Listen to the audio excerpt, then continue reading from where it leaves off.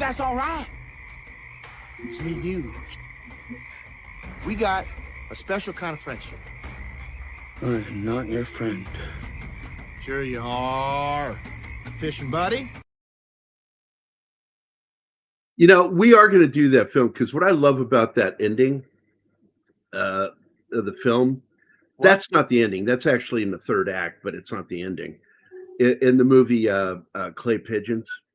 Oh. I love that he says we are not friends, but in the end he acts like a friend to him and fucking points the cops in the wrong direction, letting him get away.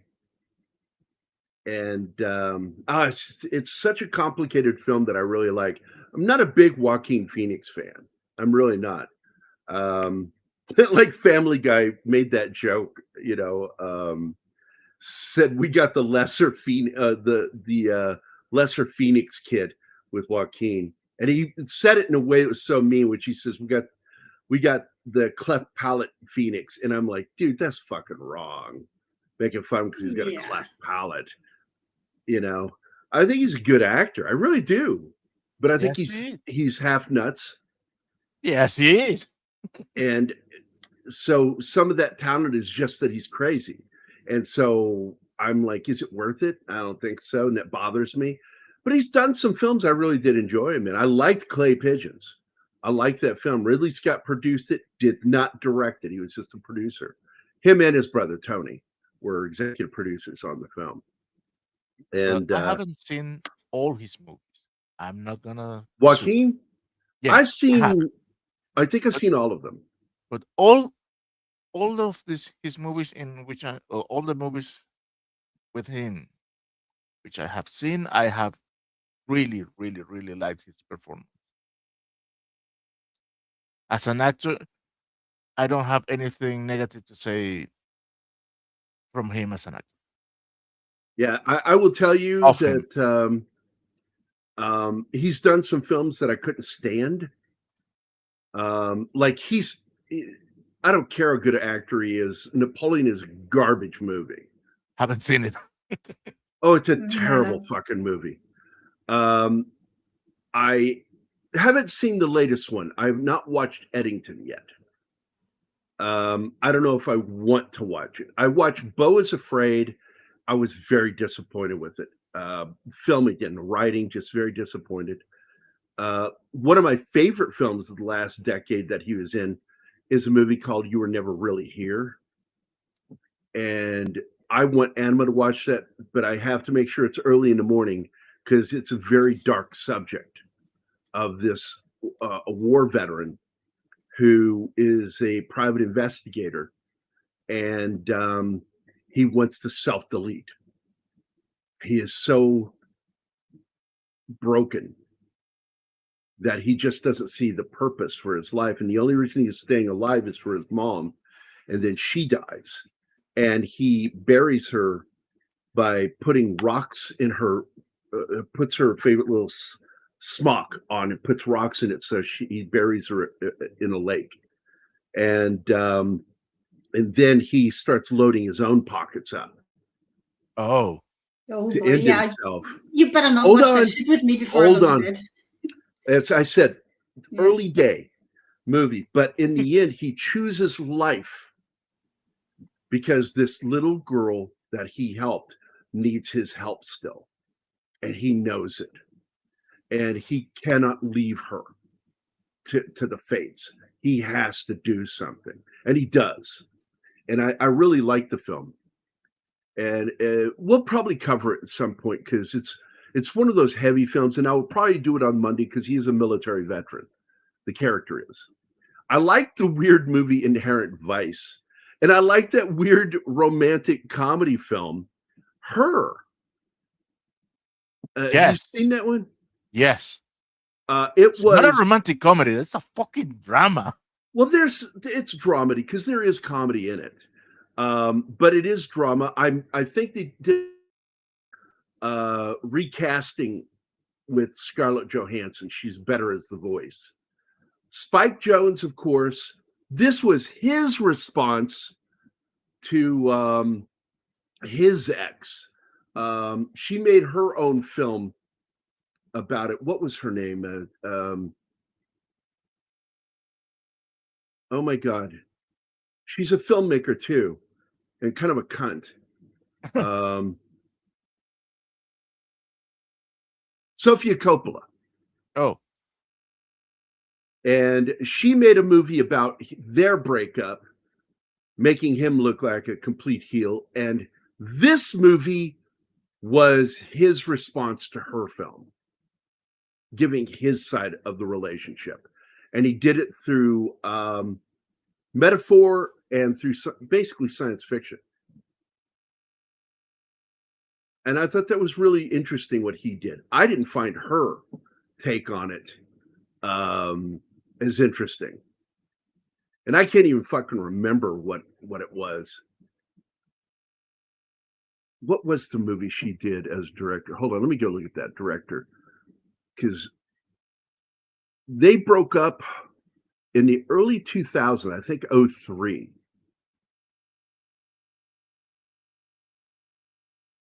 And was it Lost in Translation? I don't think it was. I thought it was something else. But I guess it was. It was Lost in Translation, which I love that film. yeah, that movie. I saw that in the theater. I liked it. Yes. I loved that. Didn't matter what Murray said when he whispered. It was that he whispered to her something that meant something to the character. And people are trying to read lips and all this shit. I'm like, fuck, leave it alone. And from what I understand, he improvised what he said to her anyway. I love that movie. But anyway, so she made her film, and then he went and made his film, and was the movie Her, which I thought was a pretty good movie. I thought both of them were good movies.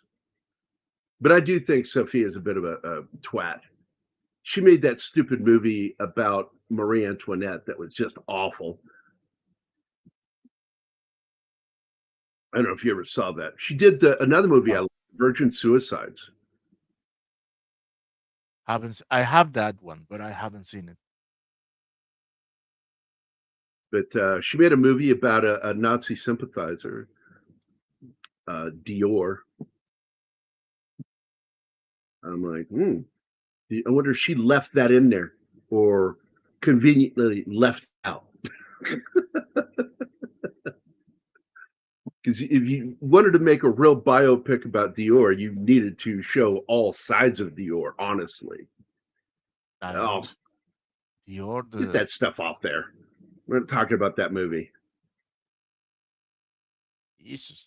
And I will do this, though. This is one comic by Gambit. The film is set in the 19th century, which I'm not sure why that was important, but that's when she wrote it. The story, though, is supposed to take place anywhere between 1790 and the very early 1800s. But she wrote it in 1818, and then it was published later. And it's an interesting story, the modern Prometheus. I've read it. I own it. What? Question here. I haven't seen this movie, Brimstone and Treacle, but I like that movie, but he's a scumbag, and he does really well as a scumbag. He does. But if you were to ask me, was there an actor you felt would have done better in that role? This was a grapey role, or as we were saying the other day, apey role, because he's a character who may very well be a demon in flesh. Sent by the devil to fuck with people's lives. And he meets this guy and infiltrates his life, gets into his home, and helps. Denholm Elliott is the dad, and the wife is played by Elizabeth Plowright. It's Laurence Olivier's widow. Plowright's her last name. I forget her first name. And Sting plays this drifter con man, and he gets into their household and finds out that they have a catatonic daughter who something happened in the past that caused her to become catatonic, and it was trauma. based. And so as the story progresses, he begins to have sexual fantasies of this girl. And what is she going to do? She's in a catatonic state. And I bet that she's still pulling it off better than him because he can't act to save his life. oh, he can't. But it's still a fun movie. And in the end, he tries to grape her, and she comes out of the catatonia and begins screaming for the first time since the incident. And the parents come down. He runs into the night to escape being nabbed and arrested and sent to jail, and ends up trying to pull the same prank on somebody else. But that somebody else, you get the general idea, is probably an angel in the flesh. Doubles back on him and comes up on him and starts doing the same con on him that he was about to do on him. And you see the guy is a vicar. He's wearing a collar. And that's how the movie ends, in a little laugh like that he gets caught in the same snare, but this time by a good person who's going to try to make him right. And it's kind of really one of my favorite songs, Spread a Little Happiness. And Sting did a great cover of it. It's an old not Frank Sinatra, I'm sorry. The Dancer, Fred Astaire jingle. Look at that. To the Jurassic Park movie. Oh man, good to see you, D-Bud. Awesome, D-Bud. And by the way, Six did her first stream. Really? Night before last, and I got invited on. I joined her. It was fun hanging out with her, man. God, I had some laughs. I ticked her off. She streamed way too late for me. So I'm sorry. Yeah, I know, but she wants to do a stream with you.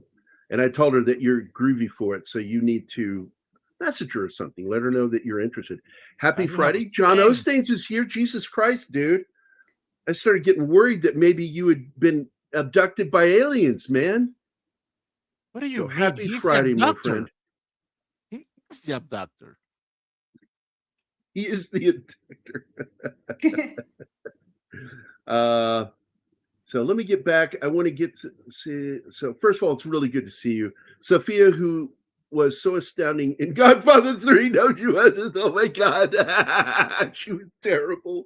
She cannot act to save her life. I mean, if you put a gun to her head and said, you act or I pull the trigger, she wouldn't be here. Because she wouldn't have made it.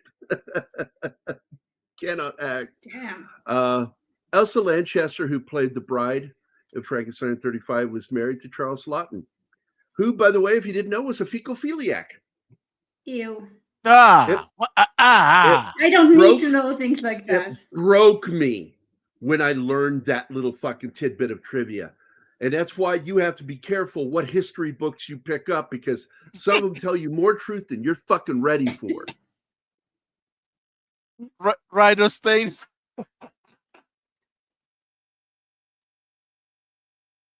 Twilight, the Frankenstein years. I got to tell you, man, if this was a music video instead of a movie, I would have enjoyed it. It was not. I did not like Sting in this movie at all. I couldn't stand him. The actor who plays opposite him in the film is the better actor. That's Anthony Higgins. You remember him probably mostly as the young Sherlock Holmes film. He plays the part of his professor, who at the end of the film you learn is Moriarty. And he's the one that fights young Sherlock in the sword fight, and you think he's dead, but he's not. He survived. By the way, you have Geraldine Page is in this movie as Mrs. Bauman. She's a great actress from the ancient era of filmmaking.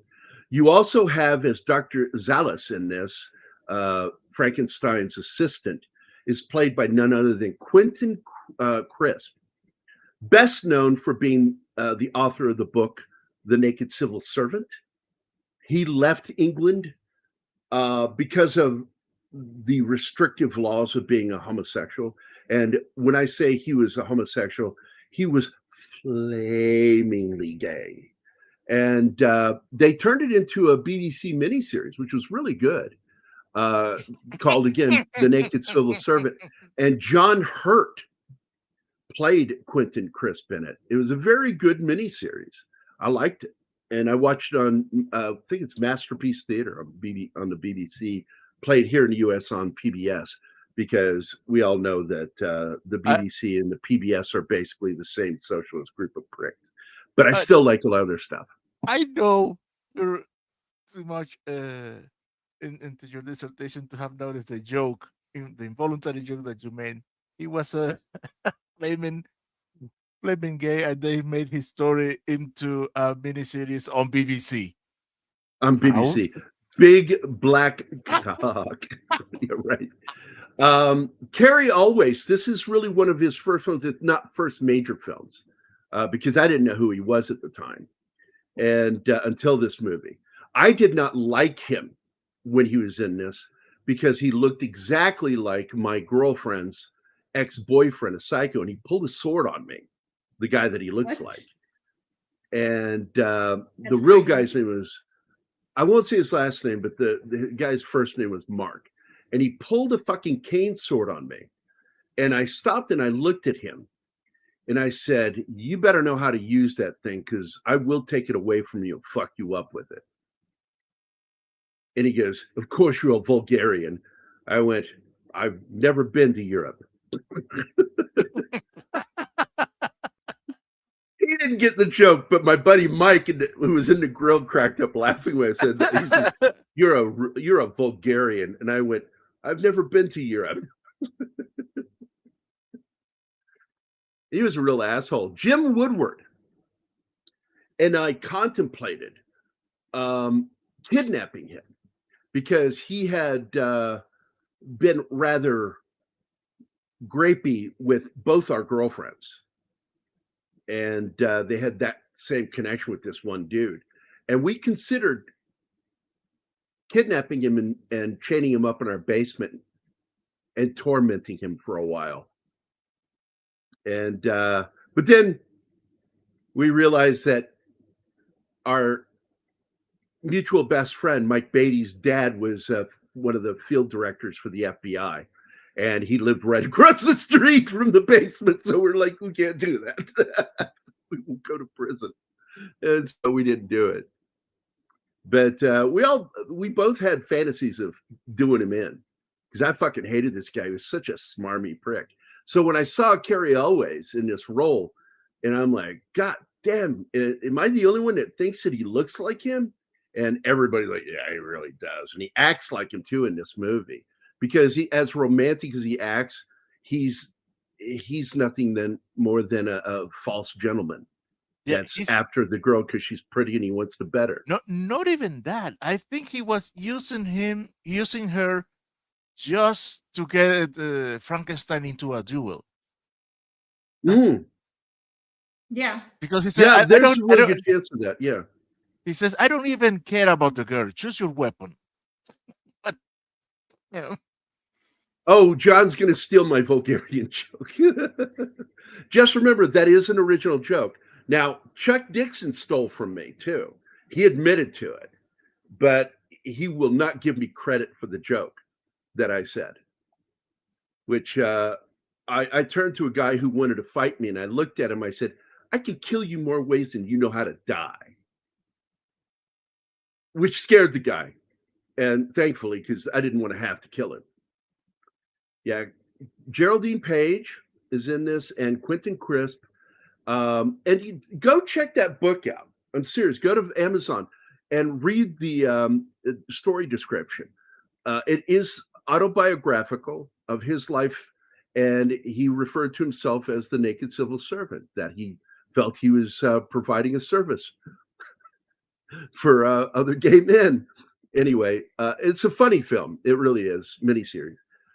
Timothy Spall is in this, and I don't even know if you'll recognize him in this film, because this is way before, like, when he played the rat character in the Harry Potter films. Oh yes, he's Igor here. Well, it's a version of Igor, because he doesn't really look like the older version of himself. And the first time I saw this, I didn't realize it was him. It wasn't until I watched it years later. Well, I'm like, oh my God, that is him. I didn't recognize him. So I thought it was really cool that he's in this. You've got also another character that Anthony Higgins was. He was one of the Yahtzee officers in Raiders of the Lost Ark. They're when they're in North Africa, Egypt. And of course, David Rappaport, I can't say enough about that man. His self-deletion was heartbreaking because I remember when it happened. And He is the best we'd part already. in this movie. Oh, he is, as Ronaldo. And Clancy Brown is the second best part of this film. I think that this movie should have just been about them, and they should have had somebody else teaching her. You know, I thought the character that should be teaching her is the one who sexualized her first, is Clerval, who plays Frankenstein's best friend. Because he was absolutely the one who put the idea into his head. I wish they had left Sting's character, Frankenstein, untainted the way they did. And it's just not Frankenstein. They did you said it best before the show, Martin. They did Frankenstein wrong with this movie. They turned him into a real villain. He's not a villain in the book. He's someone who has the best of intentions and the best of interests in things. But what he is basically is a guy who women have never become impregnated before. And he becomes the guy that wonders if it's something they could do, and goes and does it, makes a kid, and then realizes, well, I didn't want the kid. I just wanted to see if I could make a kid. And that's what he is in the book. He's a scientist who creates life from death and then doesn't know what the fuck to do with it, and doesn't want anything to do with it anymore. Yeah, Raiders of the Lost Ark's a classic, dude. That's why we did it was it this year or last year? This year. Earlier this year, we did Raiders. Not that long ago. Like 2 months, maybe? I love Gambit is taken on to call them Yahtzees too.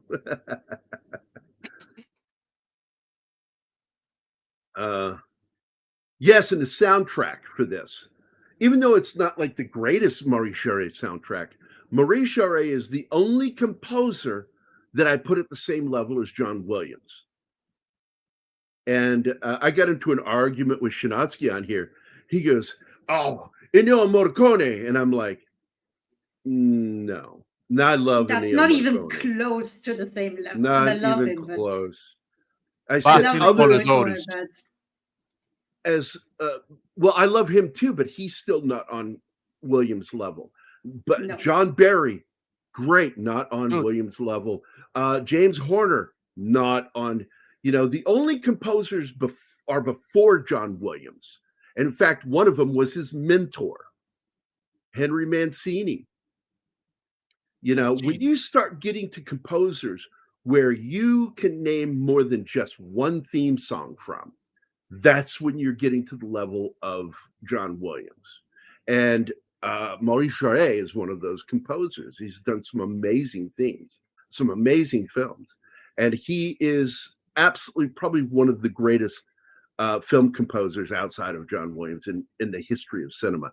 And I consider, even though he was a student of some of those early composers, his love of jazz and fundamental understanding of jazz led to him being, in my opinion, the greatest film composer of all time.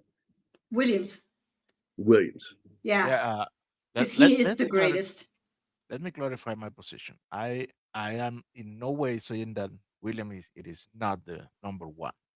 What I'm saying is that there can be only one. The one who came closer to him, for me, is Basil Polidoris.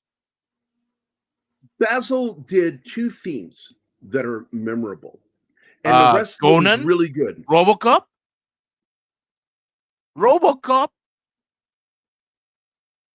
Name another. What is the closest? I didn't put it in the same scale. Just telling you.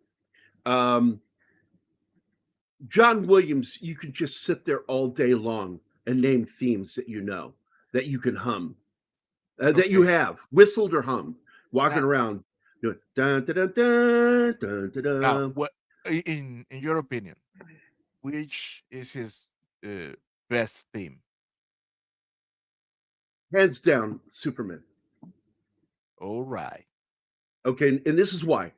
I No, can no, sit no, I down and I can listen to Raiders, and it takes me back. I can listen to Star Wars. It takes me back. I can listen to Jaws. What a great fucking soundtrack. I can listen to it and it takes me back. But if you play just a few notes of Superman, I get a lump in my fucking throat. And I feel like I'm 12 years old again. Exactly, yeah. That theme makes me feel like a child every time it plays. And good luck, I can't talk. I can't talk when it's playing. I have to take a deep breath after hearing it to be able to speak again because I'll get emotional. That theme is so fucking incredible. Oh my God. Another great composer is, just played him for you the other day. Patrick did Henry V for Kenneth Branagh. In fact, he's composed the music for every Kenneth Branagh film. Great composer. Nobody does emotional swells like him. But the problem I have with it is he has way too many strings in his compositions. He doesn't rely on the other instruments to help carry the song, and so everything is heavy when he does it with emotion, and that becomes burdensome. What is his name? Henry the soundtrack.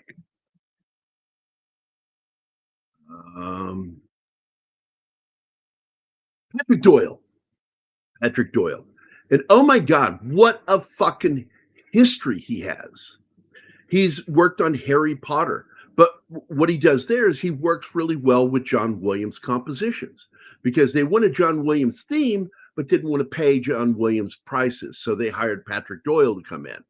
And so he did some of the soundtrack, as did some other composers. It's the same thing with Superman 2.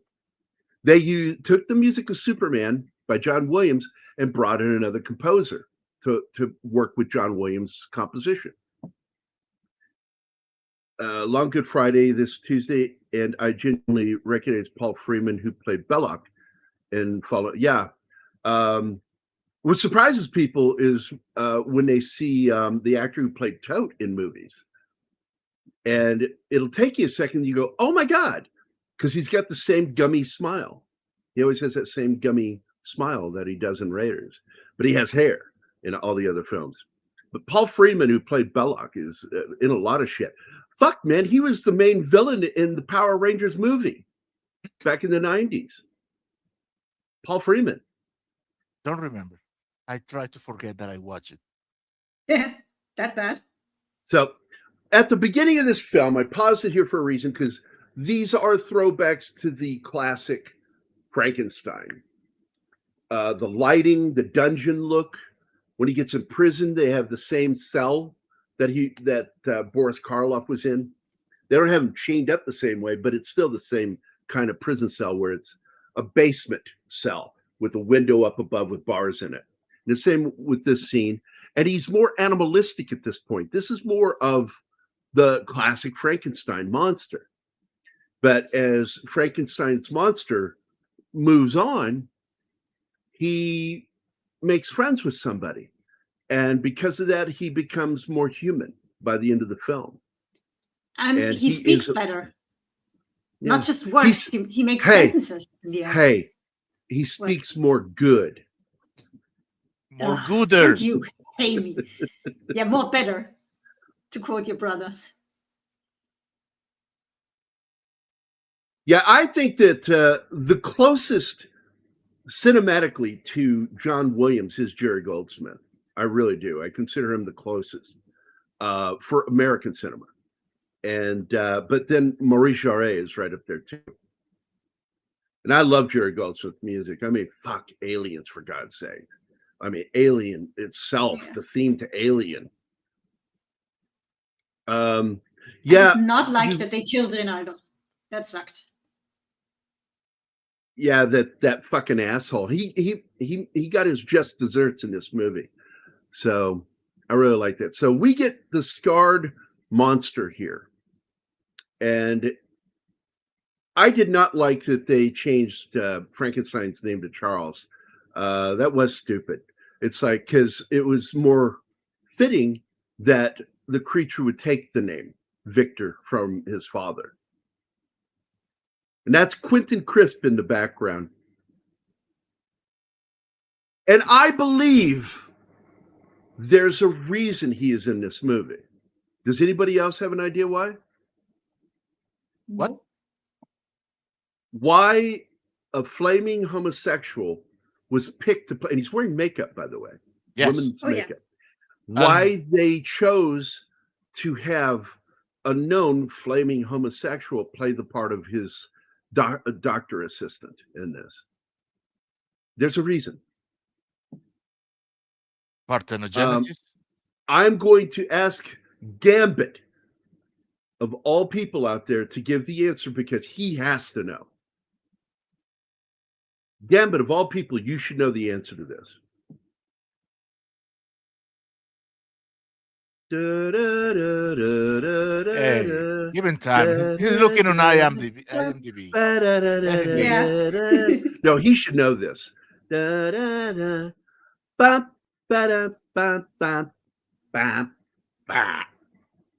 Okay. Where's your answer? Time is up. Come on, Gambit. Give me the answer. You should have written it in by now. Can you imagine that this is one of those periods in which Gambit is not on the I computer? expect him to know this. I expect him to know this.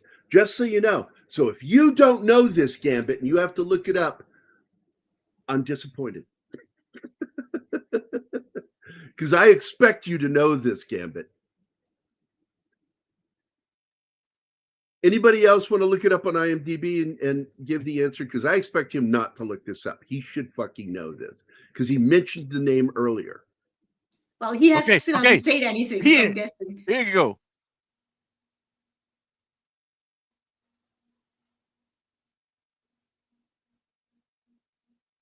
That's not why. So tell us. This is a direct homage to a very specific real person. Yeah, that's Quentin Crisp in this, playing this character. But in real life, this was a silent nod to a specific historical person that has some correlation with Frankenstein. Yes, I talked about this already, Gambit. You're not. All right, I'm going to give you one more chance, Gambit. One more chance, and then I'm going to give the answer, and you're going to kick yourself in the ass for not saying this. They even made a movie about the guy.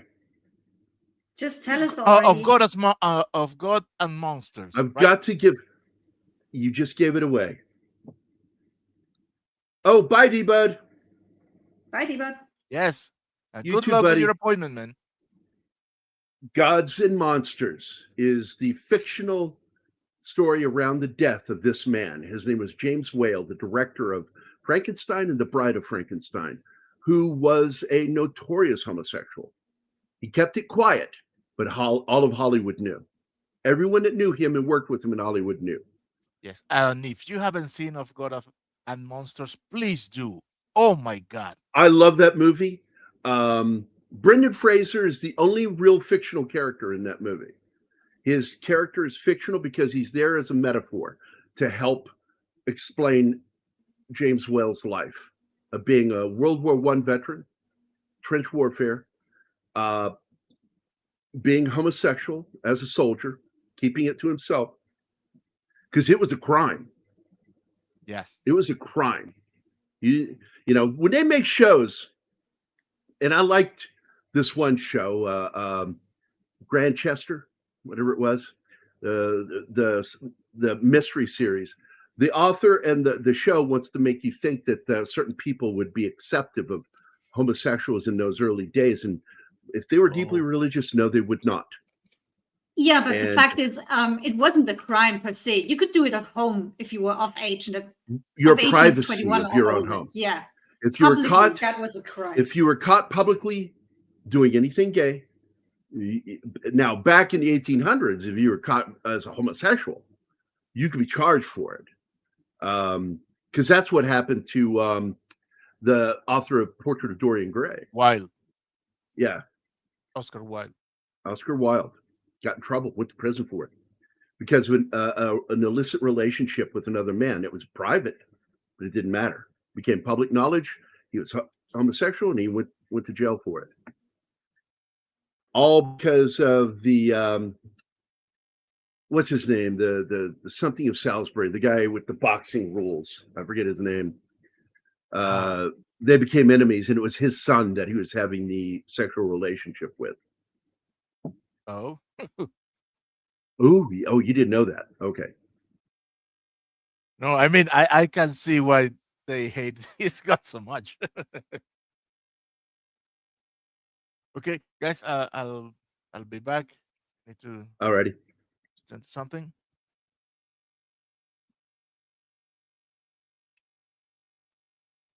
Nancy Brown, man.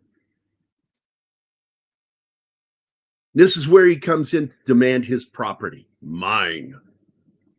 And he's the thoughtless monster still at this point. Yeah, the Marquis of Queensberry. That's it. Thank you, Snort. In America, he's referred to as the Marquis. In boxing, he's referred to as the Marquis. I'm just saying in French. I'm saying it the way it's said. The way it's said in sports. I'm not trying to say it as the Marquis of France. I'm saying it as the Marquis of Queensberry is what he's called here in the States. Very famous here in the United States. There, look at him. You can see him transform into a more human form throughout the movie. He's growing out his hair. He talks more. I really like seeing that development. He's kind of a juvenile at this point, because if you follow the path of the story, it all takes place in a very short period of time between him and the bride. Well, the bride at this point doesn't even know what or who she is. Was it? I thought it was his son that he was buggery. So it wasn't. Okay.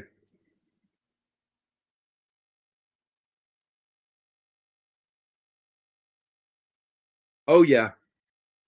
Yep. Absolutely, John.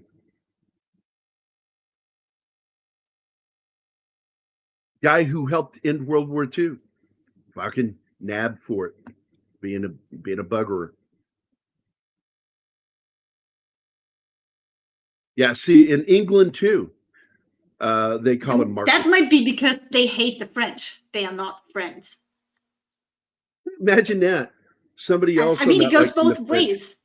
The French have their own word for computer because they don't want to use English words. Fuck them. They say l'ordinateur. There's only a handful of people in France that I like on a personal level. They're people that I actually know. My buddy, I've known him for 30 years. Javier Deleobre is actually French. With that name, he's actually French. And he lives in a former tenement. It's more like apartments, but they eventually just became a house that he lives in. And the house is 370 years old. I'm like, God damn, man, you live in a house older than my country. Yep. There's a lot of that around here.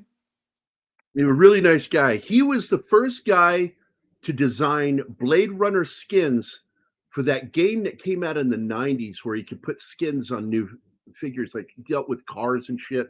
I cannot remember what that game was, man. But he did the Blade Runner skins for that. Wait, what's this? Oh, it was his son, Alfred, that Oscar. Yeah, that's what it was. And he took personal umbrage with it and went after him. went after Oscar Wilde for that shit.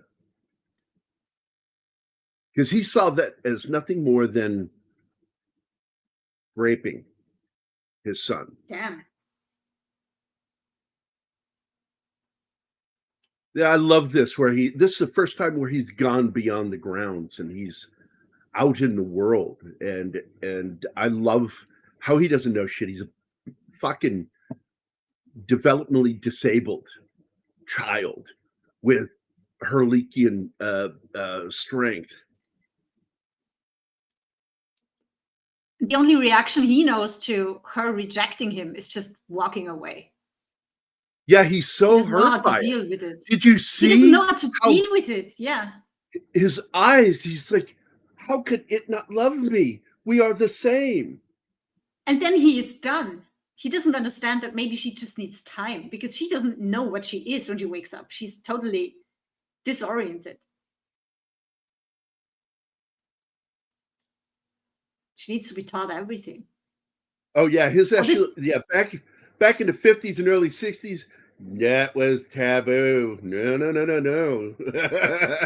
That is not so in funny the- when Leonardo is fighting all these children and then he turns around and hits his knees with the stick because he thinks it's just He hits another his kid knees. approaching him from behind. And then slowly looks up at him. It just broke my heart when he died. Yeah, I know.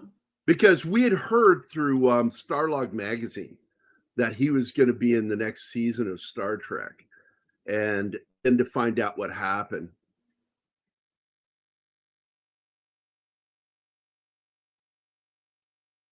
Well, it killed movie projects too, him not being around anymore. Well, it killed the future of Goonies, oh my right? god, no, not Goonies. Orion George Harrison movie. Terry Gilliam directed it. Fuck, I forgot. Dwarf Thieves. Adventurers. Oh, Time Looking for Bandits. God. Time Bandits. Time Thank you. Bandits. Yeah, because he wanted to do it, and then and what happened with Star Trek was he was playing the collector, the toy collector, and but he attempted to self-delete, failed, and because of his attempt, they recast him on Star Trek, and I think that sent him over the edge That's to fucked try up. again. And He needs help, no finished. punishment. They dropped And him. this is the when he was at character his that worst. I believe that Frankenstein should have put her into his care to teach and tutor. And that would have been better story-wise, because then they wouldn't have vilified the Frankenstein character so much God, I by what he hated that. does. He's just so unlikable in this. And not just because of Sting's lousy acting. Or non-acting, I should say. That's not acting. He's reading lines. There's a difference. Yeah. I Zero can read expression. dialogue and sound like I'm always angry and annoyed. That's Sting. And he practically ruined a couple of the films, but thank God the movies were so good, they weren't completely destroyed. One of them, Lock, Stock, and Two Smoking Barrels. He was so annoying in every scene he was in. And Gambit is another echoing film- us again. We just say another that, dude. film, another film that he hurt was Tommy Lee Jones, Melanie Griffith film, Stormy Monday. And his character was terrible. He owned a jazz pub in London. Yeah, he's just playing. Yeah, Gordon Sumner, Gordo.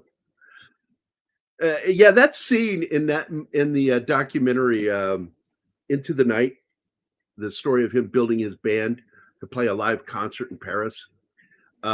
It's so funny when the saxophonist, what's his name, Branford Marsalis, reads the newspaper article and learns Sting's real name in the article. And it just annoys Sting that he starts calling him Gordo. Gordy Gordo. And I don't think Sting's ego could handle that in real life, which is why I think that his relationship with Bramford only lasted so long. He is as gifted as he is a songwriter. You know, I hit a point where Terrible actor. he couldn't write music anymore either. The last great album he did, I don't even think the whole album was great, was one with forgot the name of the album.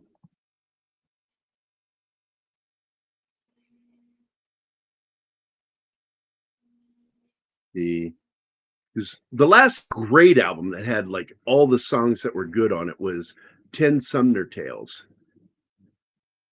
And yeah, this isn't helping me a bit. I asked for album thing. There we go. Discography. Nobody would want to watch that. Sting and Sofia Coppola in a movie together. No one would want to watch that. I'm trying to find the album. Desert Rose only had a couple of songs on it I really liked.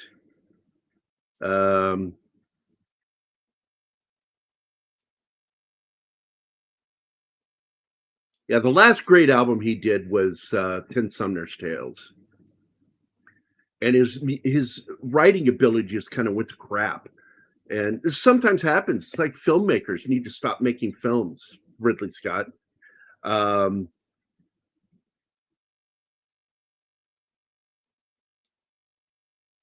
It's like they run out of creativity at some point. Their ability sort of dies. Oh, hey, Kessler is here today. Hello.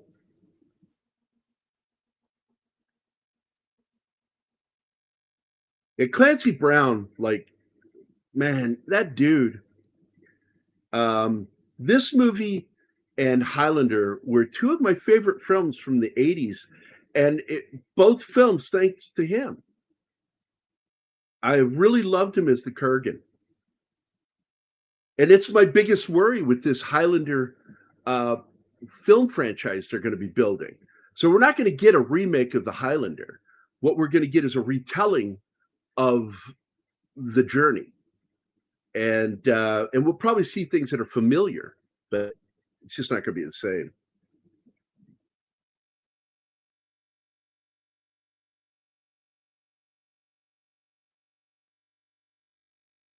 It's been so long since I've seen Bad Boys, I don't even remember a minute.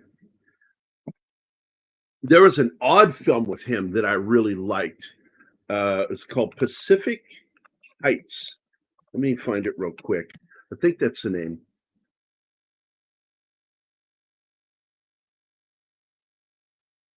Is that the film? Oh, it won't show me the cast. You dickheads.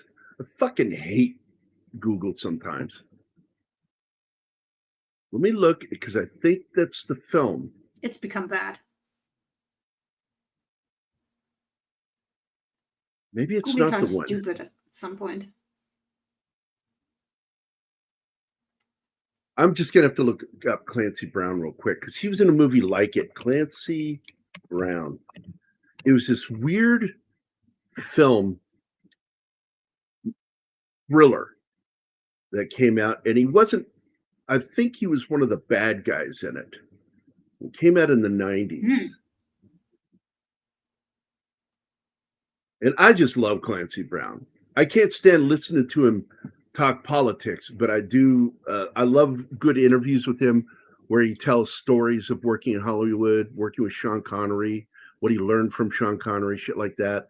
I love those kinds of stories. But when they start going after the actors' politics, I don't fucking want to listen anymore. Because I could give a crap what Hollywood thinks about the real world. Because they don't live in the real anything. World. Yeah. Yeah. They live in a vacuum. I'd call it a bubble.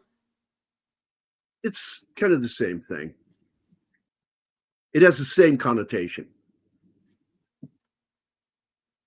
This the one? No, not that one. I was in the Army when this came out. I remember this movie coming out while I was in the Army.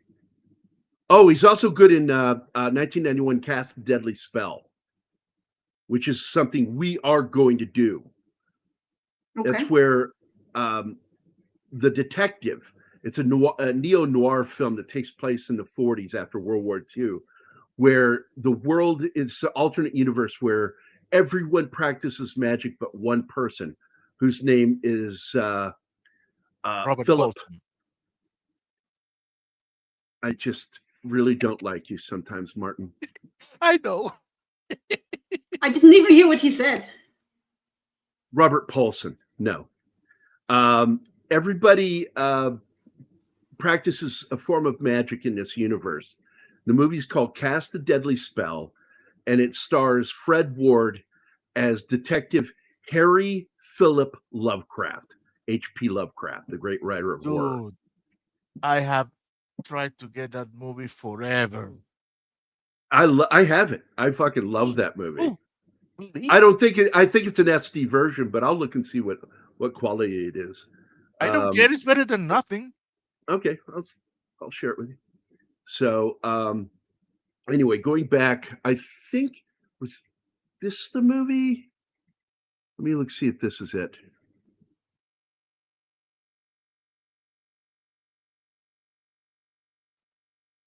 Nope, not it. Not the film. No, it is Pacific Heights. I got the right movie. There it is, Pacific Heights. It is a neo-noir thriller with Michael Keaton as the main villain. And he's fucking creepy. Michael Keaton fucking is a good actor. I don't care what people say. He can play fucking creepy. And he is trying to grift Melanie Griffith and the actor playing her husband, Matthew Modine. And you've got Mako in this, by the way. You know him from Conan the Barbarian, the Japanese wizard that helped save Conan. Laurie Metcalf is in this. This is before Roseanne. Dorian Harewood. I fucking love that guy as an actor. Good. What a great cast. Dan Hedaya. Miriam Margolyes. She plays American in it, but she in real life. Gambit has a question for you, Gary. Oh yeah, let's hear it. What is it? I put it up. Who says? Oh, I do want to do it. We have that? thumbnails. We have thumbnails for it. No, absolutely. But I'm wanting Cameron Pasha to join us on them. And in fact, I wanted him to join us, but the fact is, I'll probably go ahead and do Frankenstein and Bride before Halloween, because we're going to do two other Frankenstein films. This being one of them. And we've been talking about doing shows with him before the summer, but then you got busy with the book, and now he's busy, and you're still working on your book. So. And Cameron's busy with shit, so I'm just probably going to end up doing them without him. And but no, I'm not sure. I would like to do Son of Frankenstein because it is the last one I liked. That's officially a Frankenstein film. But I also really like Abbott and Costello Meet Frankenstein, because I love that fucking movie. Glenn Strange is the monster. You've got Lon Chaney Jr. as the Wolfman and Bela Lugosi as Dracula. And then at the end of the movie, Vincent Price is the voice of the Invisible Man. Fucking love that movie. Dude, it's so weird seeing Clancy Brown playing a nice guy. Well, I'm going to launch my Saturday night creature feature. But it's only going to be on Rumble, because I want to do a watch along.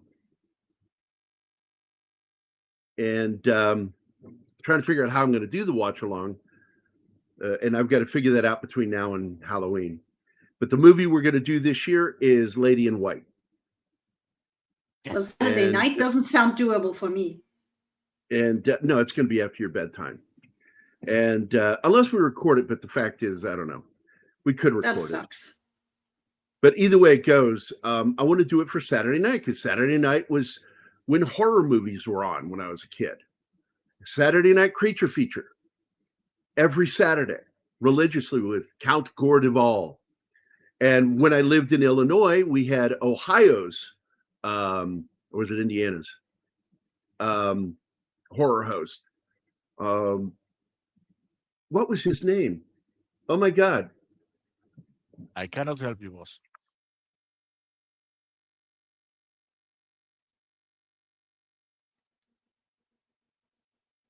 Sammy Terry. Sammy Terry was the guy. Let me look this up. Horror host Sammy Terry.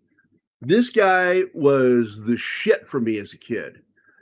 Martin, I'm going to share a screen, so watch down below. That And then share sounds it, so please. dirty. There you go. And this was the guy that I watched a lot of as a boy, this guy here. I saw him in black and white, so he looked like that. But this is him. And then I moved to Virginia when I was 8 years old. And so we got this guy, Count Gore Duvall. There he is. And I'm friends with this man. And he's still doing the show to this day. Count Gore Duvall. I want to have him back on the show again. I would like to do another interview, see how things have been going. And he still does his own show. You can watch it live every Saturday night on his YouTube channel. And he was not only Count Gore Duvall for Creature Feature, but during the school week, Monday through Friday, he was Captain 20, who looked like Spock. He had Spock ears, and he would show cartoons in the morning before school and cartoons in the evening afternoon after school. And but sadly, Terry died. Someone asked me if I wanted to do the other guy that does his show on Chicago, but I said he's not the original from when I was a kid. He's the guy that took his place. And the original died. Count Gore Duvall, to my knowledge, is one of the only still living horror TV hosts that started in the 60s. It's still doing it today.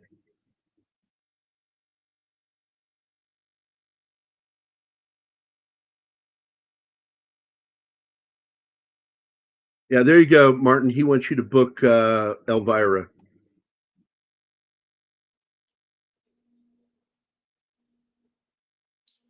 My powers of booking have been greatly exaggerated.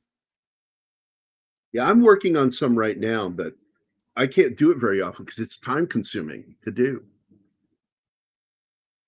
And the young man that was wanting us to do all the booking has been sorry, but he got banned from the channel because he got nasty.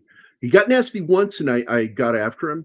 I said, "Hey man, don't talk to the host that way. You know, be respectful to the panelists, the guest hosts, and the hosts."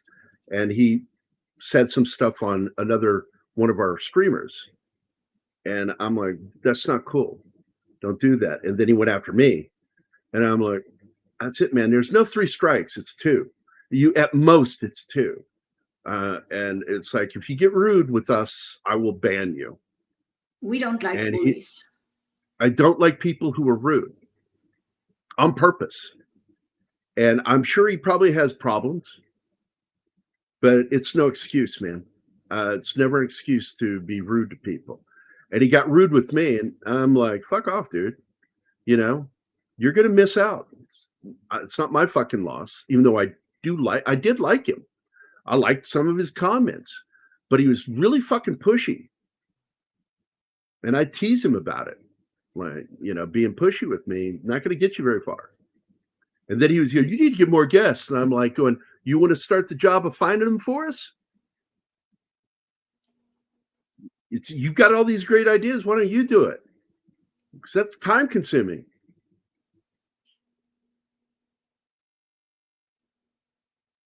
Oh, What? Tim sent you just something. again? Yes, and you're gonna love it. Oh? Uh-huh. What? Wait. I'm working on it. Present image file. Baboom. Are you seeing it? Oh, Captain 20, yeah. That's him. That's Captain 20. That's Richard Thank you, Tim. Dizell, known lovingly to all of us fans as Dick Dizell. Back when Dick wasn't a dirty name. Spock with By a the way, mustache. Did anybody Oh, man. run? Did anybody run Tim's video? Nope. Oh, you know No. what he looks like, Gary? He looks like a crossover between Spock and Magnum PI. We'll just refer to him as Porn Stash Spock. And Yeah. but he didn't always have the mustache. That grew in during his 70s. And so it was kind of weird when he played Count Gordeval that all of a sudden Count Gordeval had the mustache. And it was during that period that I realized that's the same guy. I love this as a child watching Punch and Judy. Tim, I want to show my. Oh. Are you going to play the video for him? Okay. There's some pictures of civilian casualties. Fuck you, Tim.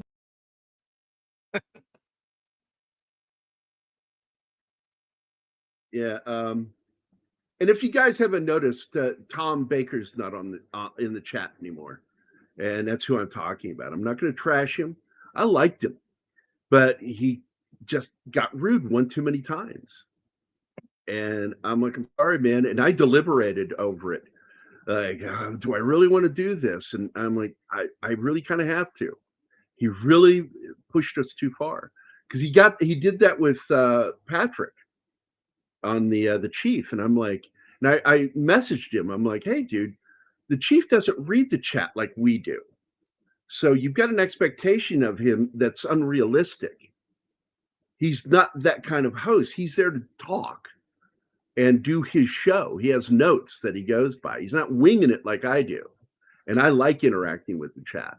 So And I thought this was it because he was cool for a while. And then he started it again. And then he did it again. And he went after me personally. And I'm like, you know what? Fuck you.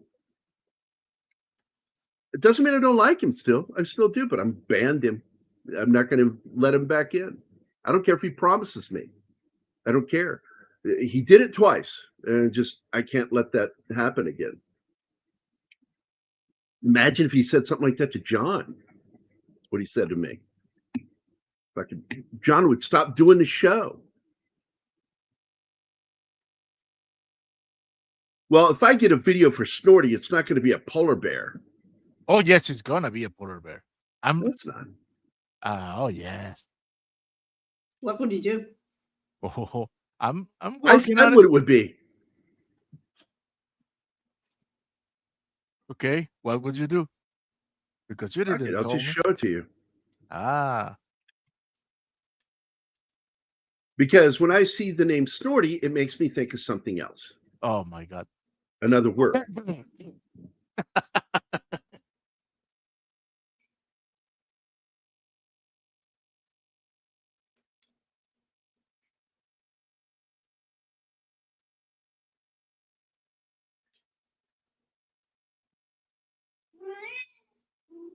Uh-oh. I know that voice.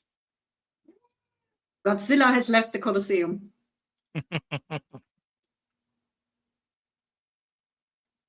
That didn't work.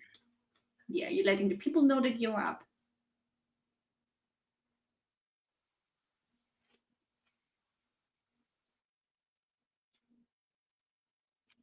All right, here we go. Share screen.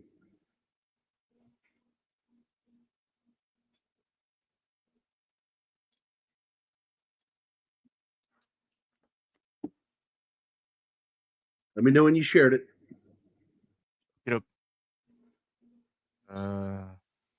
Oh yeah, and there. An axe? No, The world. Ball. no, The a world. rainbow. A rainbow. Yeah. Oh, Do you know any riddles? Hey, wait, listen. What's that? I can't believe it. What is it? Do you know what that is? That's the sound of the Snuffleupagus. He's here. It's okay, he's my friend. They're terrified. Those kids in the back are shrieking in terror. So when I see Snorty, I think Snuffy, Snuffleupagus. And I felt like that would be funny to do as a clip for him. There you go. Oh my God, look at that. Please just take the PC and play it. Well, John, you actually talked to me privately. The problem that he did was he did it in a public area as a comment. And I'm like, that's not cool, dude.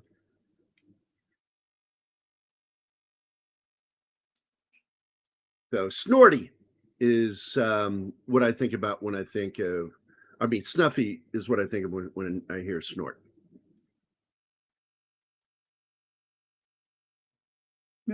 Snuffy was I one of my think, nicknames for Loki. I love the way he walks around with him on his shoulder. This clip right here reminds me of the Sting video, music video for If I Ever Lose My Faith in You.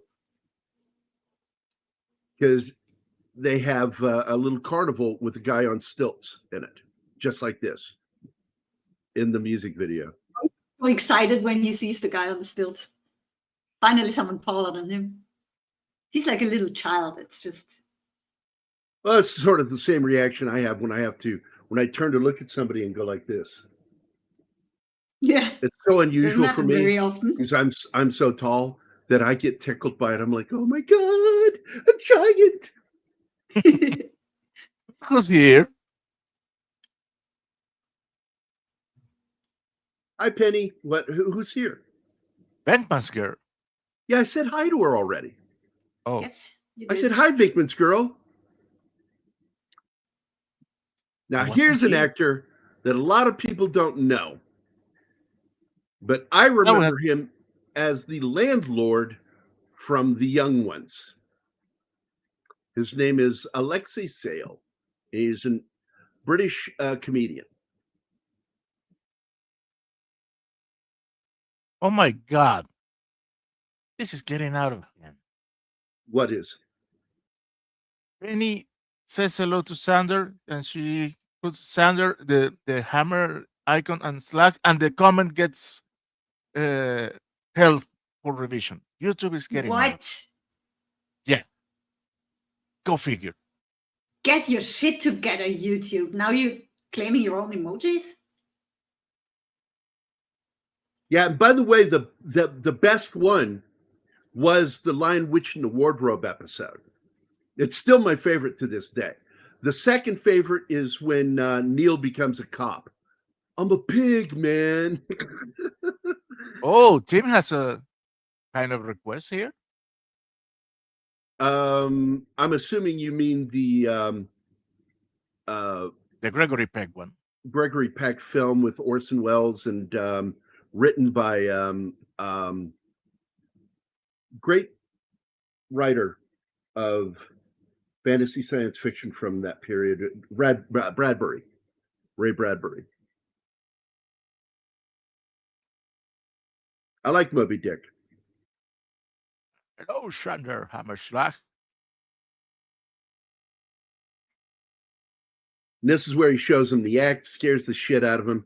But this fucking weirdo on the left here fucking hates Ronaldo because he's a dwarf. Fucking hate dwarves. And he's the one impeding him to rip off Victor. Well, not rip off, exploit. Exploitive, yeah.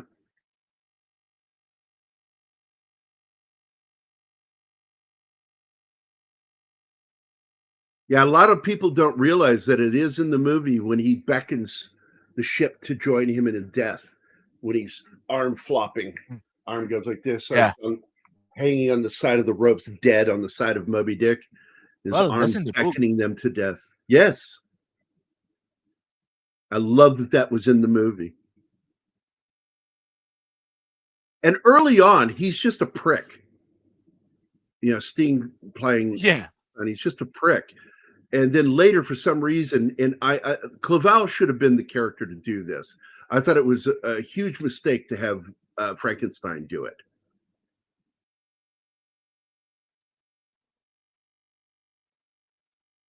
Well, we can find some solace in the fact that that is not Victor Frankenstein, that is Charles Frankenstein. So And Victor. it's Frankenstein. It's Frankenstein. Damn that freaking movie. Zach's just sent me a message. He's been in Split for 2 days, and he just sent me, "Why did you move?" with a lot of question marks. It's a gorgeous place. I miss it. And Here's the correct pronunciation, Gary. Frankenstein. Need a H in there. Frankenstein. Almost got it, Sander. Got to get that H in there. Steen. Oh my god.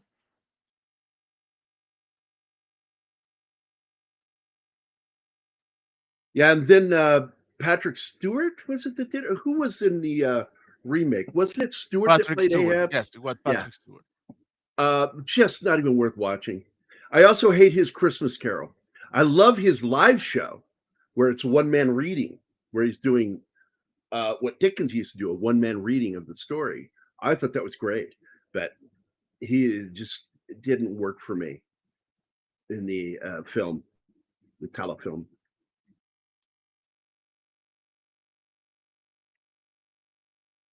I heard her call out. And because Anima misunderstood and thought that the psychic link only went one way, and I'm like, no, it goes both ways. It's more noticeable with Victor because he really reacts to it. And he suddenly felt attracted to blonde guys. He feels That it would way be more than she does. That would be scary, dude, if they had done that. Yeah. Like he just suddenly is like kissing some dude. It's like, fuck off, man. What?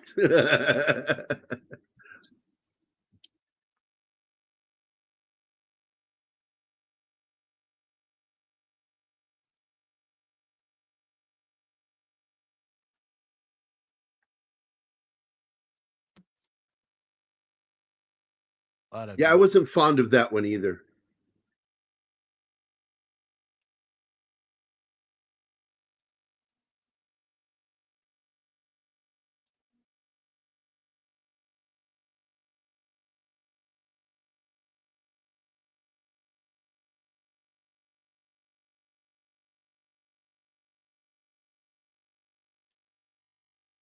My god, all the scenes with him are just so boring. I think the best version, was it Lenin or was it Stalin? I'm trying to look back. Hold on.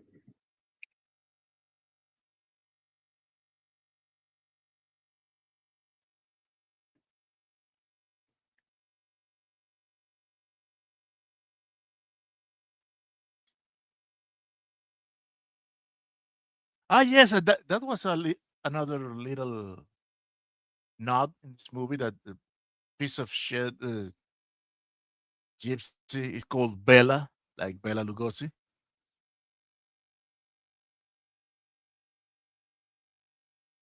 Do you think? That's, well, for Western audience, I don't think Bella is a very common name.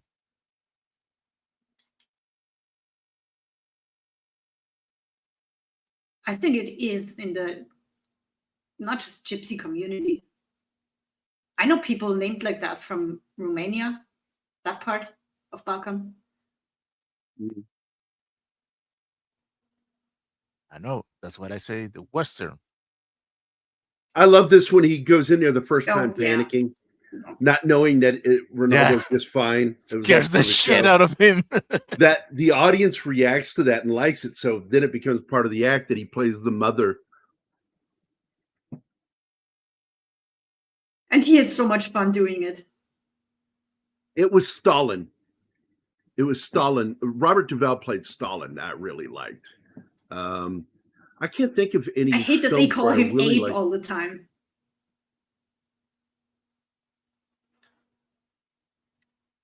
Was it The Secret Life of Lenin? Is that the one I'm thinking of? Don't know. Hold on. Because it's kind of a comedy, as I recall.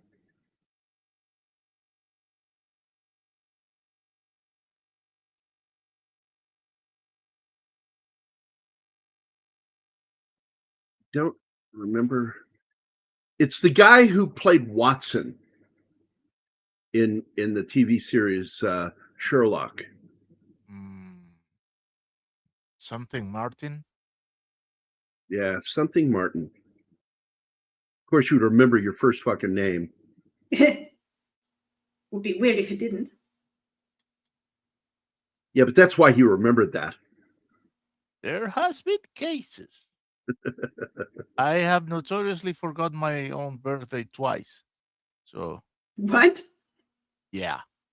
I think How do the you best do joke that? I made about this while watching it with Danny was pointing out that at the end, thank God when Victor met her again, he didn't rip her head off and throw it across the ballroom. Oh yeah. Because that's what he did in the book, and that's what he did in the Frankenstein, the True Story movie, which we'll be doing for Halloween. Yeah, Martin Freeman. That's it. And Freeman played the part of Lennon, and it was a comedy about the death of Lennon or some shit like that. I just remember it. You see, I couldn't even remember what part of his name was. Oh Be my God. something Martin or Martin something. I said For all I something. fucking Oh know. my God. I swear to Something, God. something Martin. Something, something complete. I swear to God. My problem with remembering names is getting just worse with every day. And you know something I've always that had that people, problem. I have pointed this out that they don't seem to know. And I'm like always surprised by this, is that she is half African American. Black. You She's see half it in black. certain pictures, yeah. Yeah. And Look. But not in this one of the makeup. first things she won was an NAACP award. CJ has changed his avatar again to an awesome picture of a toy of the freaking juggernaut. That's right. That's Jogo. Yeah, it's some guy named something Martin or Martin something. Yeah, something like that. Oh, that kid was so cute. The tooth missing. The thing that was Sting is he always looks bored. That's another Yep. thing. There's no other expression on his face other than bored. Well, except in Dune. In Dune, he looks like he's high, very Like he's high. got to shit his pants. He's constantly moving. Follow me, cameraman. I'm doing the Sting dance for fight. I will kill you.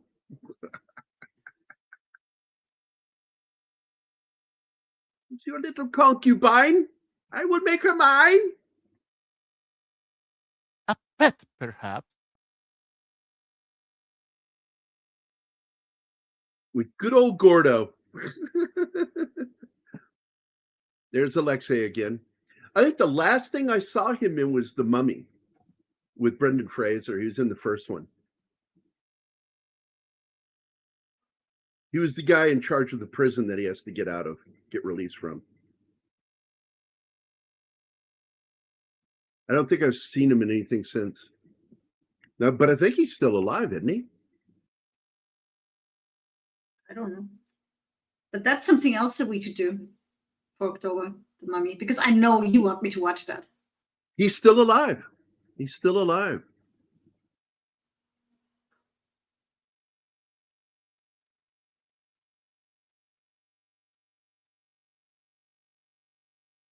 Yeah, I always thought he was hilarious, man.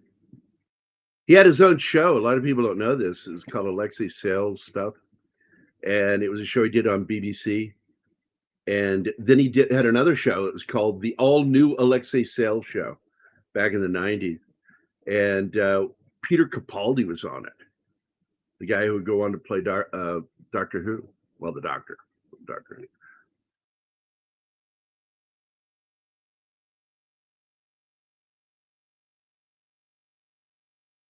I will forgive you for saying 74 and not 84.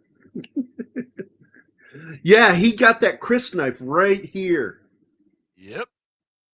And then, after he's already done that, Paul Atreides stands up and using his voice weirding skill that he can do without the device, splits Sting's body open and the ground.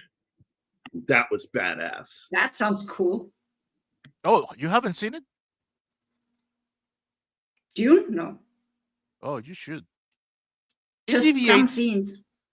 It deviates at the end, and the weird models that didn't exist in the book. But it's than Yeah, and they make it. A lot of us got mad at the ending when they pulled away to show the whole place, and suddenly it starts raining. I'm like, that killed that's later, much later, centuries later. That rain kills all the worms. Centuries counts as much later. I read the books.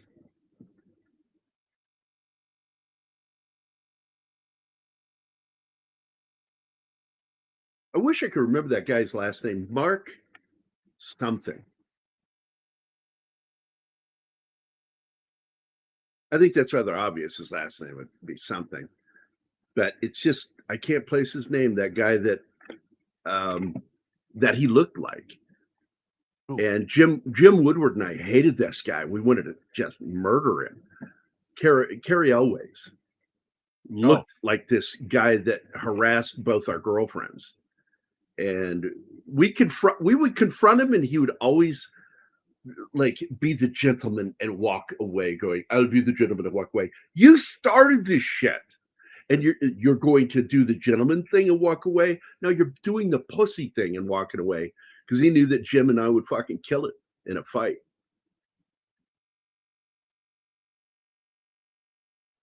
Wish I could remember that fucker's name. And that guy with the fucking crazy 80s hair.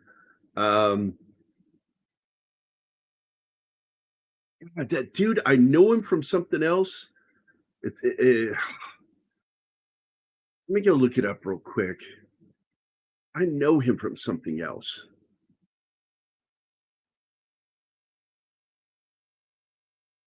That's it. He was in the movie again with Sting. Quadrophenia by The Who. Oh.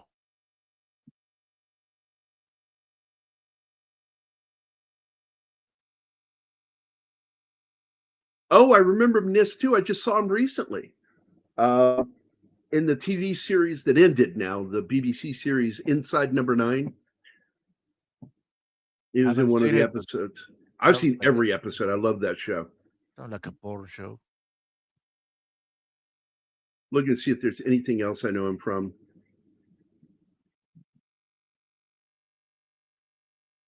No. Wait, what season was this? Oh, that wasn't even, it was a video game. Fuck that. Oh, no. He did a voice in the show The Misfits. I enjoyed that show. Did you see that show? Questions for you, Martin.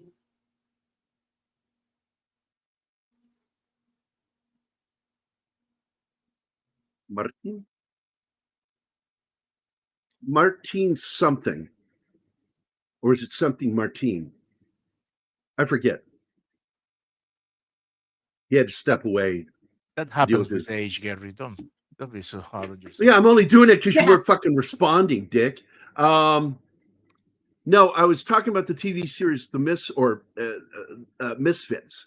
It came out in 2009, 2013, Haven't and seen it.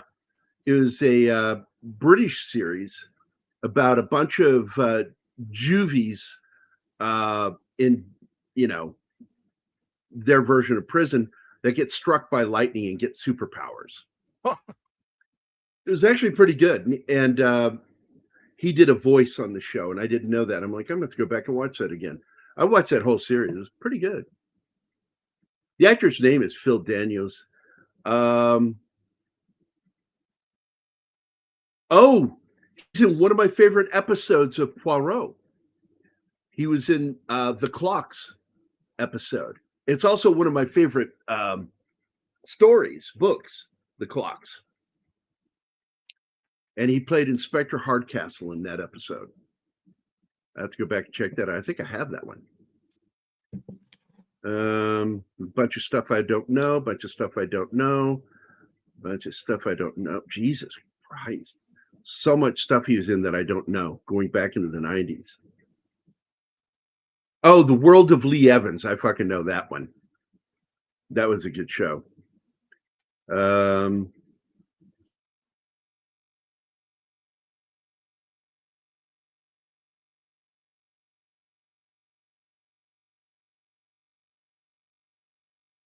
Man, way too much British shit that I've never seen.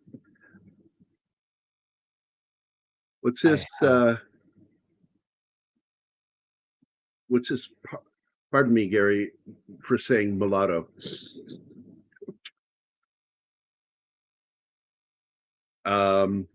She's caramel at strongest. It's a lot of people don't see it in her face, but then I showed a black and white photo of her to Anima, and you can actually see it in her features.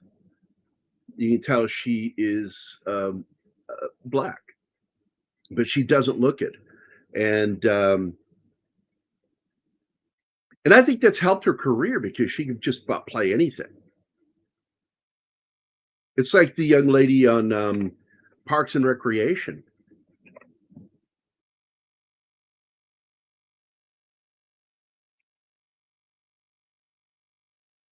No questions from the peanut gallery? No. None whatsoever. None whatsoever. You have no question of who I'm talking about. No. I'm busy. You know here. the show? Do you know the show? It's the show that introduced the world to Chris Pratt. No. It was a partially scripted, mostly improvised comedy series that was shot like The Office, where it was like they have a Park and Recreation. Parks and Recreation. I haven't seen it. My daughters have. I haven't. I love the show. It's funny as shit, and the character is Ann Perkins, which Rob Lowe's character, Chris Traeger, falls in love with her in the show. And he calls her constantly Ann Perkins. Even when he's married to her, he still calls her full name, Ann Perkins. Anyway, it's played by Rashida Jones, who is the daughter of Quincy Jones. But a reporter didn't know that, ran into her on a red carpet thing and asked her, and she asked her, how do you look so tan all the time? And Rashida, instead of just joking about it, going, well, I'm black, got offended by it and got all butthurt by it. And then, of course, the cancel crowd took over online, attacking this poor reporter for not fucking knowing what her race is. Didn't assume her race, People are fucking assholes, man. I swear to God. And I thought Rashida, and I like Rashida, I thought she was an asshole for letting that happen. Right? Yeah, but then you said Duke instead of Dune. You're just fucking up all over, Snorty.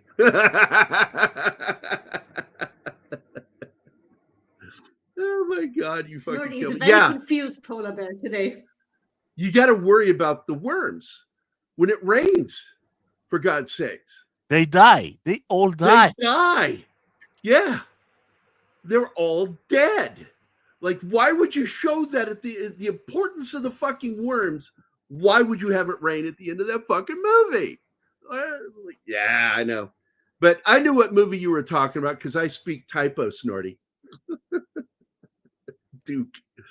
Like, he said Duke, and I'm like, a movie about John Wayne? See.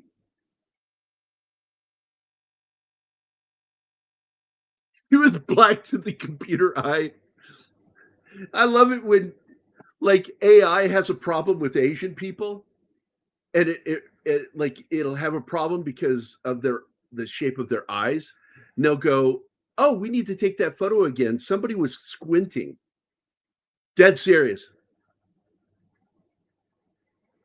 It really happened. What? And they had to update this AI in the camera systems because it was being racist. Yeah. Oh, we should take that photo again. Somebody was squinting. No, they were Asian. I do like these statues. I don't know if they were real. They looked modern, but that object in the background, and Anima thought this was a set, and I'm like, no, this is on location there.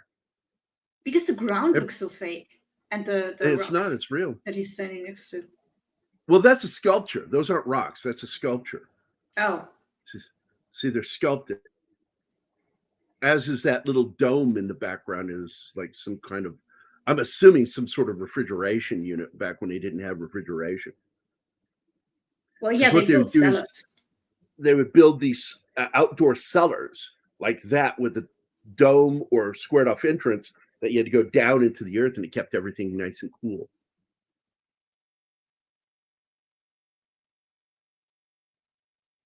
Yeah, popular with the young generation. Yeah, they don't understand that when they do their fucking book covers with AI, they hurt artists. They don't care. They don't care. And I've heard some say, well, we can't afford it. How do you know? How do you know you can't afford it? Did you ask? Because like guys like me, I've gone out of my way for people that are putting books out. If they didn't have a lot of money, I say payment plan. Just pay me when you can afford it and what you can afford. I've done deals like that in the past just so I can help people who I see as artists too, writers. But when fucking people do that, I'm like, you may as well write your book with AI. Probably did.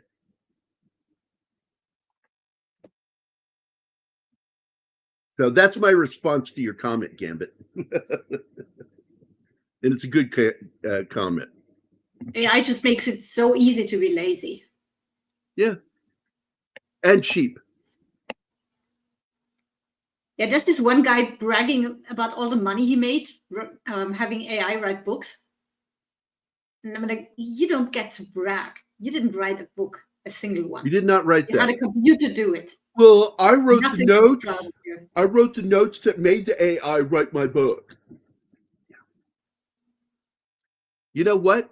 I've written story outlines too and turned them over to other writers. I don't get to say I wrote the book if I do that. Exactly. I did that with Dale and Julia Dye with Code Word Geronimo.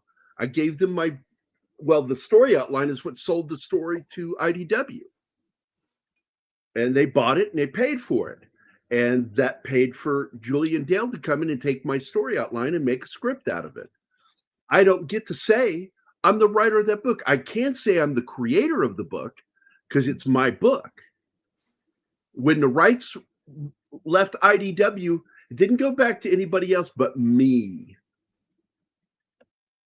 Stains, just for now. Just for now. They're problem doing is such that a good job with it. Talent Stealing from needs other to be authors. nurtured. Yeah, anybody can be talented. People think that you have to be born with it. No. you can learn to be talented. I can take someone that's never drawn in their life and teach them how to draw. And over a period of a handful of years, they can become good at drawing. I am It just volunteering takes to prove you practice. wrong on this one. No, in fact, there's a study that says I'm not that wrong. if you apply You to will not something be able to teach me how to draw. 20,000 hours, you can become a master. Yep.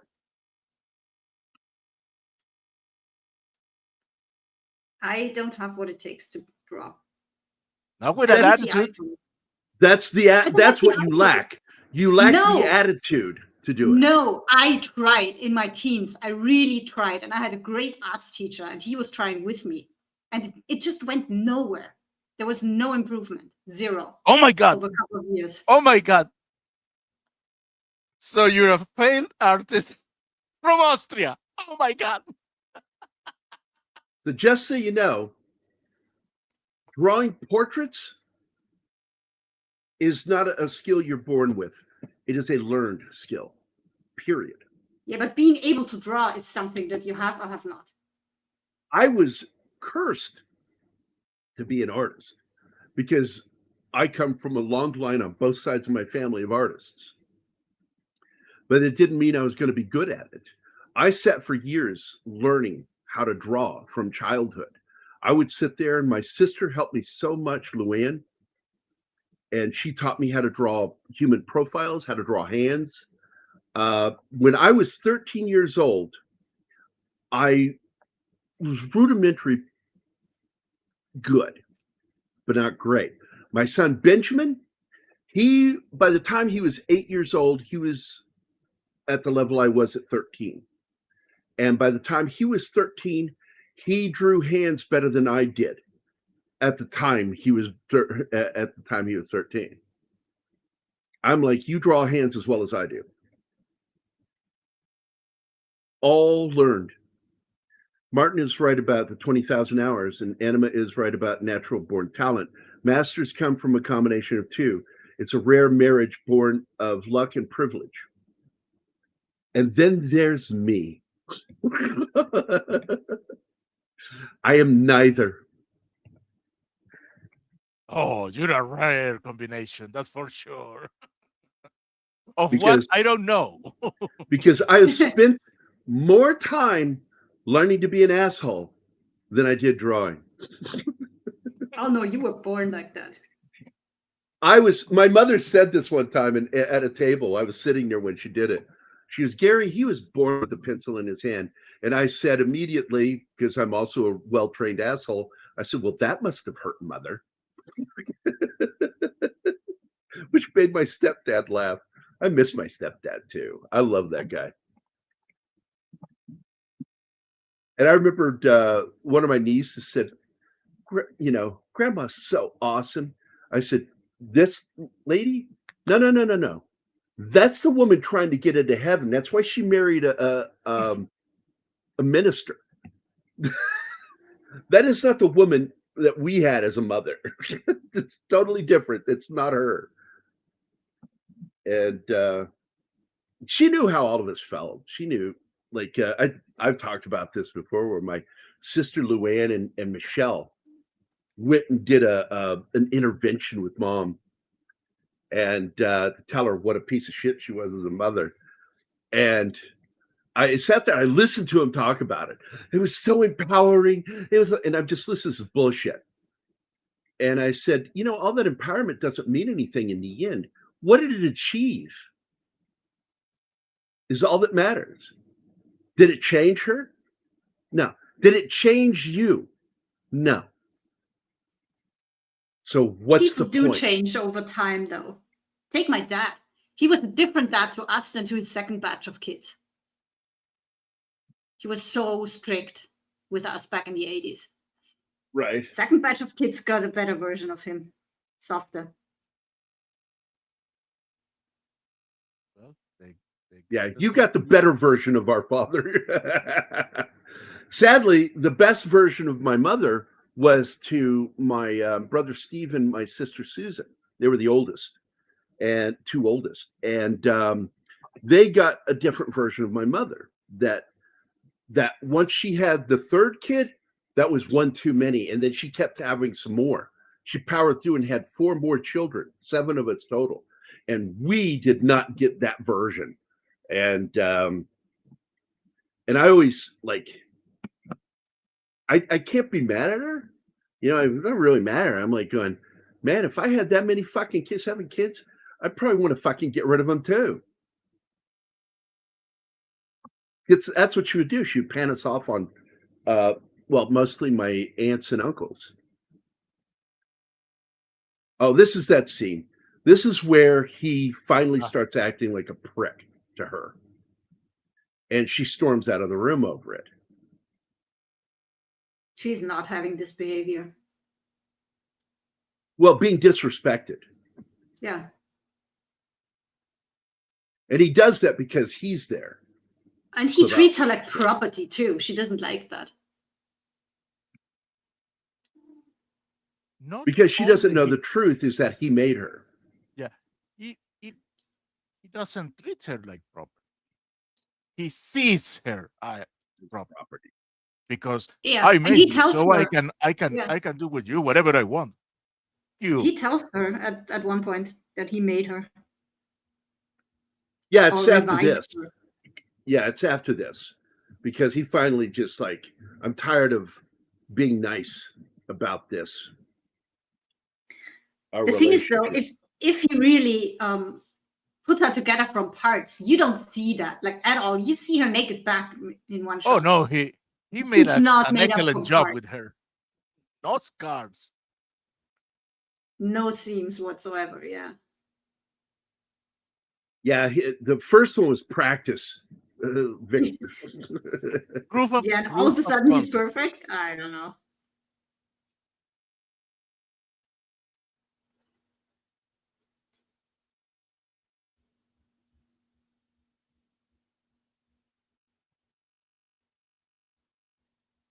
Indeed, the creature was only proof of concept.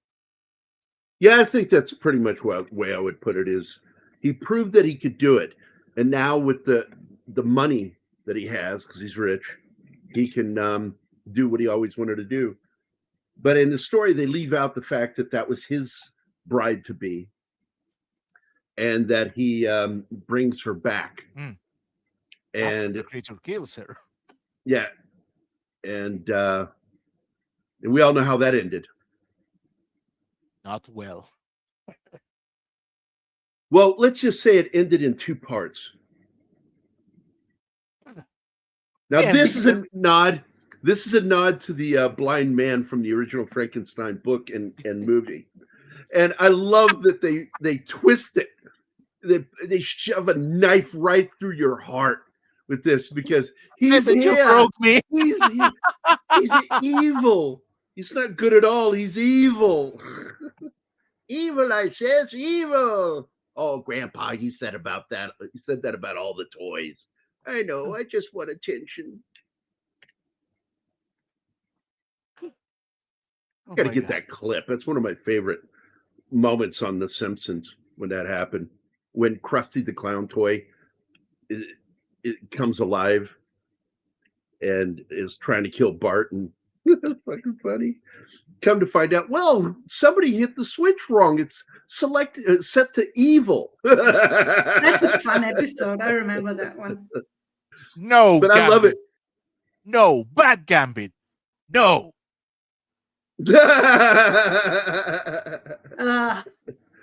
I like what Gambit said about Flashdance. I think it would be good to briefly show some of Beals' club scenes from that movie. I wouldn't mind that. I wouldn't mind that at all. But some of those aren't Beal. That's what's her name? She had a dancing double, yeah. Well, she's a famous dancing double. It's isn't that Swayze's widow that did some of the dancing? I think so, yeah.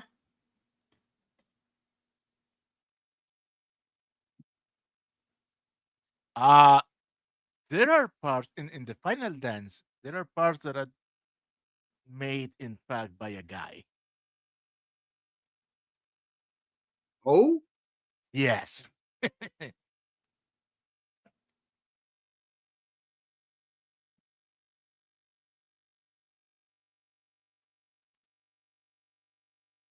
He left with the red pirate Joseph.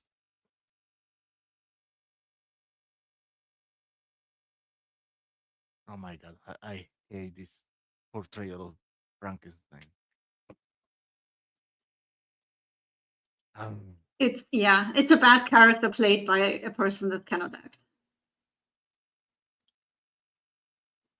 I don't care who. You can get the best actor in the world. I will have hated the part. Yeah, I would have because it's a liked bad it character. I would have gone with it if they had shown him start out altruistic, played by somebody that can fucking act like this young man here can act, Terry Always. I would have handled that, and then his jealousy changes him. I would get that, but the character arc for his character is not there, and Steen can't act worth a fucking shit. Okay, Sander. Okay.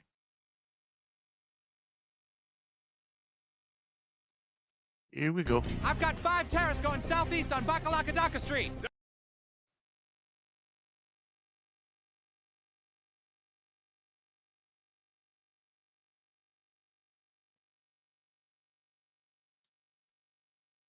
Yeah.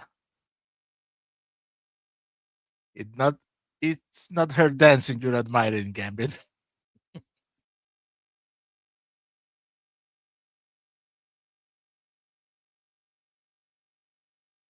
Oh.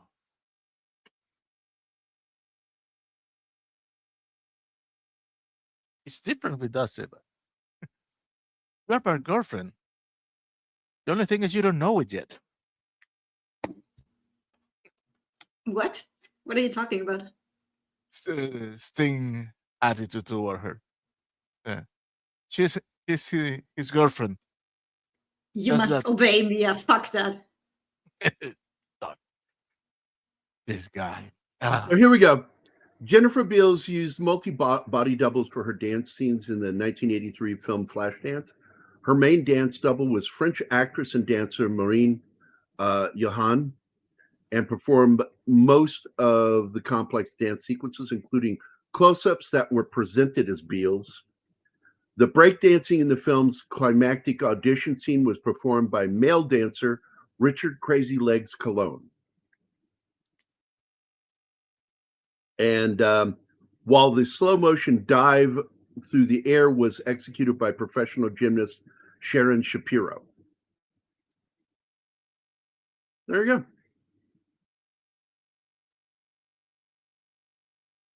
So next time you're salivating on that scene, remember, that's a guy.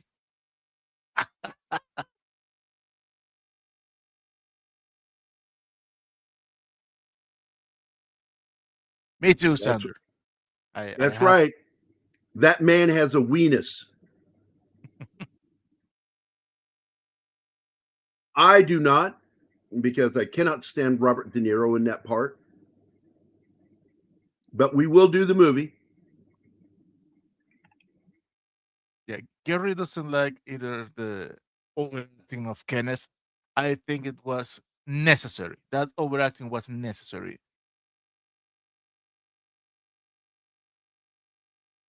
And I do love that movie. I don't care about De Niro. The good thing about not being a native speaking is that his accent doesn't ruin anything for me because I don't notice it. So the two things that I don't like about that film, one, at the time, I was still a fan of De Niro. I thought he was awful. He was wrong for the part. And the other thing I didn't like was when I found out that was when Kenneth Branagh started laying sausage to Helena Bonham Carter while he was still married. And that fucking just pissed me off. That's classless, man. Cheating on your wife. And he was married to Emma Thompson, man, for God's sakes. That beautiful fucking woman. But that's the problem, man. Goth girls.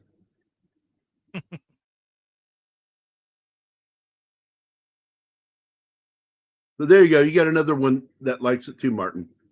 So you're not alone. Yeah. We are 3 now. We are 3 now. Wow. You're the 3 amigos. In this show.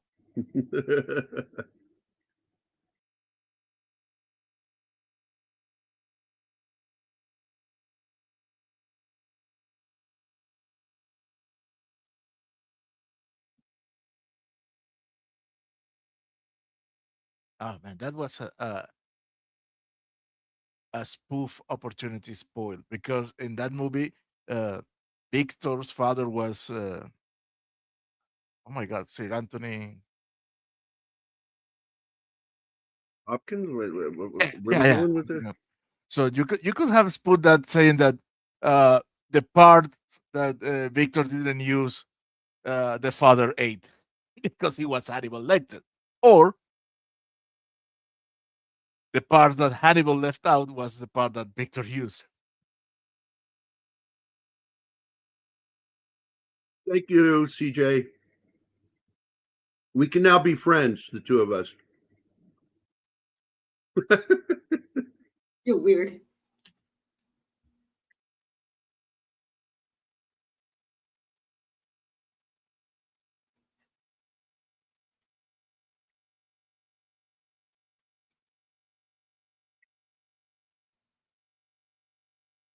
I I am a fan of his acting just and up until Heat.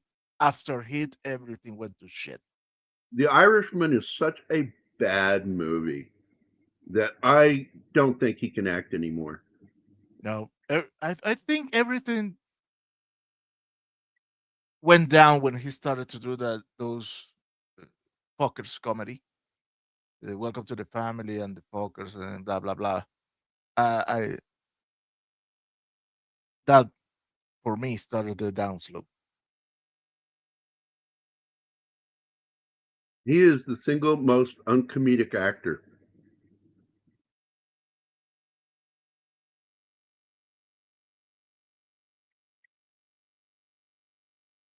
But man, that Al Capone, oh,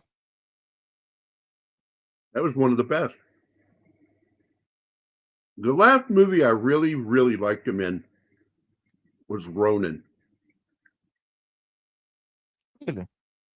Mm-hmm. Oh, I'm gonna let me find first the name of the movie, then reference it.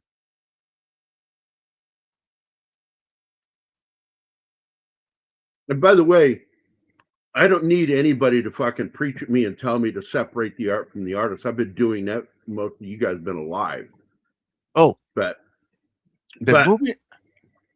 there comes a point where if somebody is so fucking ugly in public that I just don't even see their face anymore. And that's not my fucking fault. I have to make an amend to my statement. He has a 2013 movie with Travolta, The Killing Season, which I do like very much.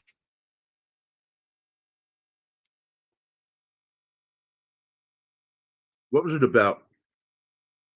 Oh, I think De Niro had been a soldier in the Balkan Wars, and Oh, I didn't like that movie though.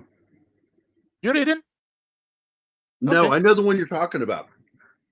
And don't get me wrong, they both really did a good job acting in it. I just didn't like the movie. And I wanted to see that movie too. Why know didn't why you I like didn't. it? I liked it. I need to watch it again to tell you why I didn't like it because I forget what the fuck I didn't like about it. By the way, that was the movie that, and Anima is gonna have a trip day with this. That was the movie that introduced me to Jägermeister. Oh, Jägermeister. I went out to That's try. gross. I went out to try it because I saw it for the first time in that movie. Said, see how this tastes, and I liked it. It is It's in my case. awful. Yeah, well, I liked it. Now, here's like- the weird part of this story.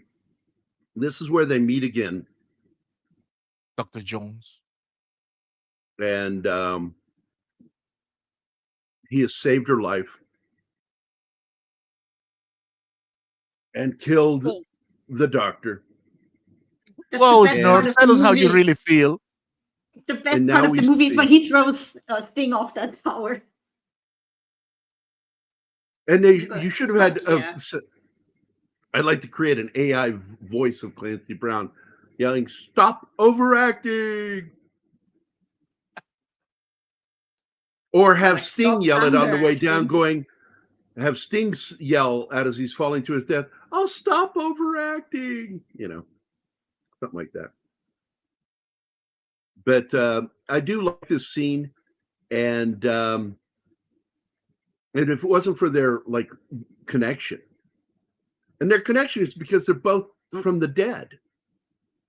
That's really the connection. That they're not from any of the same shared tissue. Their connection is that they were dead, that they are now the undead. And I don't think the film really did a good job explaining that. No. That's They don't their explain that connection. at all. It's just there. It doesn't get explained. And but I do love that the movie ends with a happy note that they go off to Venice together. But I still have to ask, are they more like siblings? Or I'm really not sure what to think of that because they have the same dad. Are Yeah, they but going to they be? don't share DNA. Are they going to be buffing? I'm just wondering. Is No, that morally okay with everybody? No, they're not. Yeah, I'm the same way, John. I watched Polanski films up to, in fact, 77 was my cutoff, but then he made a Harrison Ford film, Frantic, which I then added because Harrison Ford. But after that, I won't watch Roman Polanski films that were made after 77 other than Frantic. It's a moral reason because that guy has not served the time that he deserved. And I think that what he did was disgusting. Like the worst kind. And I think he knew that if he got sent to an American prison, he'd probably get smoked Oh, for yeah. what he did. Somebody in that prison would kill him for what he did. Because it's odd. They can murder and grape, purple grape fucking women or other men. But if you do it to a child, those same You're a dead man. apists, have a moral line when it deals with children. And they will kill pedos and stuff like that.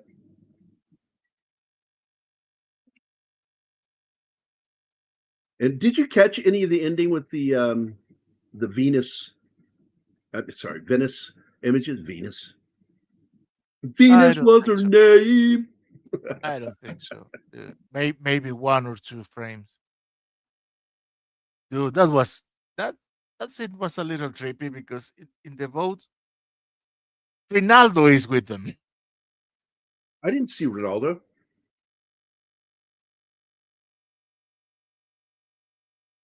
No, I didn't see that either. Okay, you need to stop smoking crack before watching these movies. You don't. Or tell whatever me what you to have do. down in Mexico. I don't know what you have down there. You got the good shit. Man, Jody. You've got MS-13 supplying coca you the good leaves. shit. No, they have coca No, leaves down there. No, that's in Bolivia. We have peyote. You don't do that in your salad, Martin. It's fucking with you. What are these little nuts? What are they? You put them on the salad? Oh, these taste awful. Hey, why'd your face change?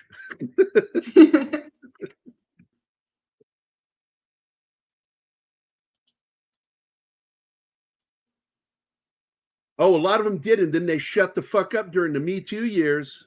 You saw that get shut down. It's the only thing decent the Me Too movement brought about was Hollywood finally rejecting Roman Polanski, at least openly.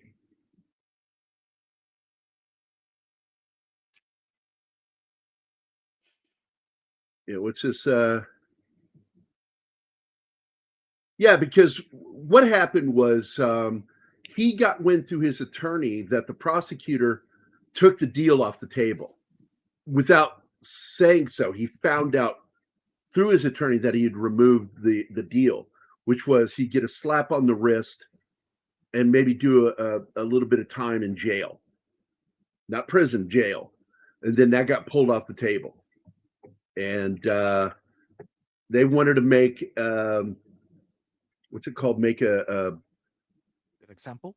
Example, thank you, example of him.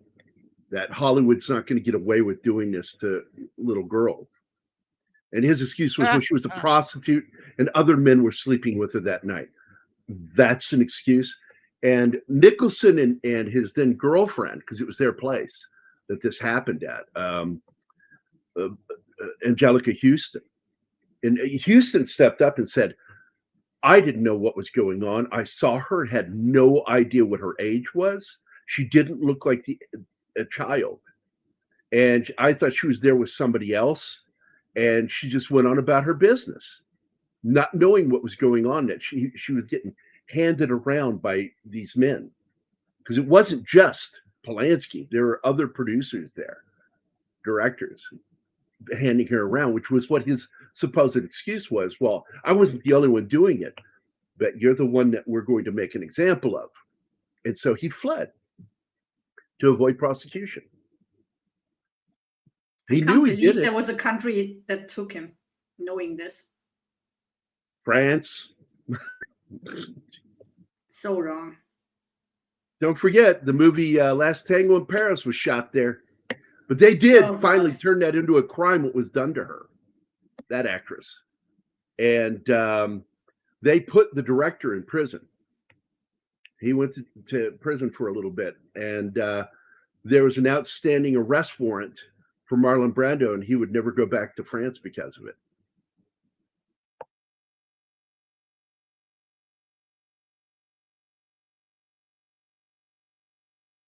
It could have been a lot of things, Gambit. I believe that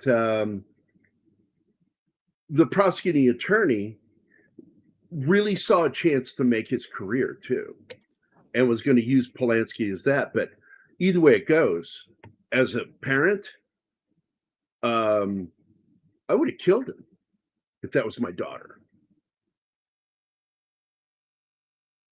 He would have just disappeared one day, and what's that saying from the movie? People back home be wondering why he don't ride. Yeah. Why don't he ride?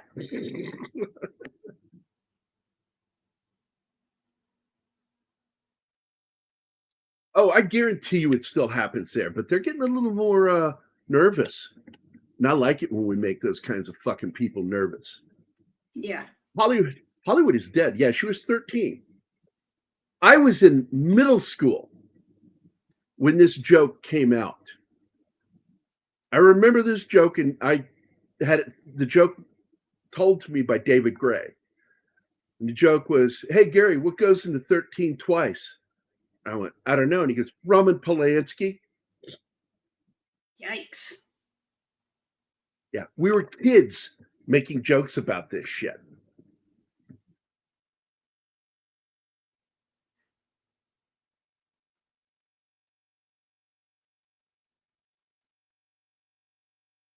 Wait, who are we talking about there, Gambit? I suppose Polanski. I don't. Yeah, we've only been talking about him. Is that the girl's name? I think that this is another girl.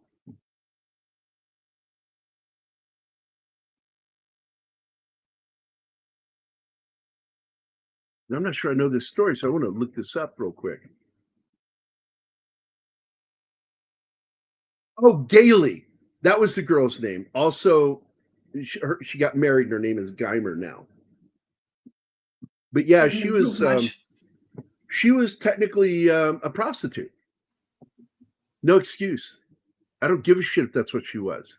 You are a grown fucking man. knowingly having sex with an underage minor. And yes, there's a special name for that for girls or boys, doesn't matter. Adults having a sexual congress with children that have gone through puberty. It's a pedophilia and then hebephilia. And then the first one is PDF. Pre-puberty is the PDF. And then it becomes a pedophilia and then hebephilia.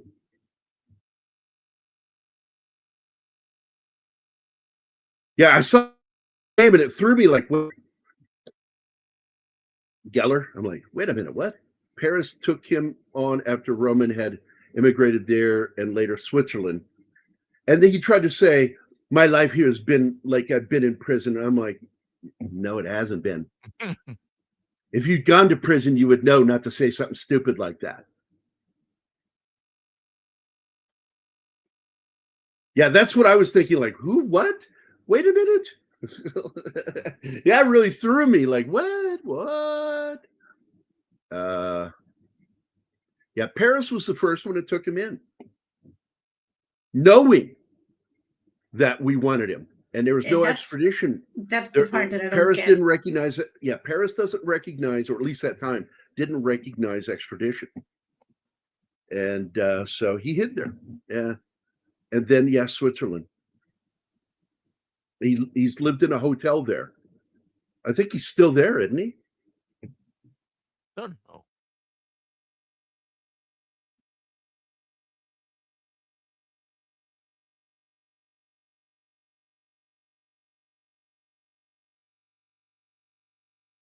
He had a thing for young girls. One of the women that he bedded was Nastasia Kinski. When he made the film Tess of the Urbavilles.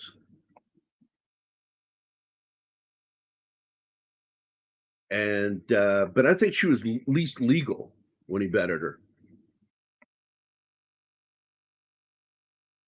Yeah, she would have been like 19, I think, when she did that movie, 18 or 19. At least she was technically a consenting adult.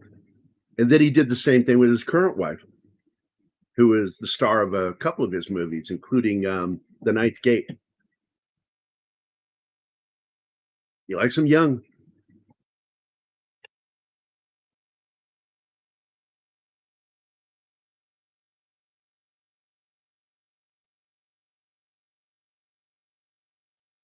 Yeah, it's not Geller, it's Gailey.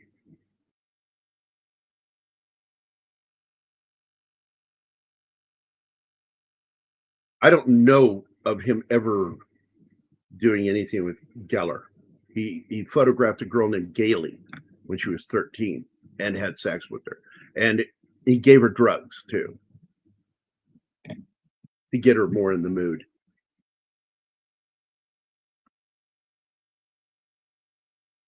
Yeah, her name is Geimer now.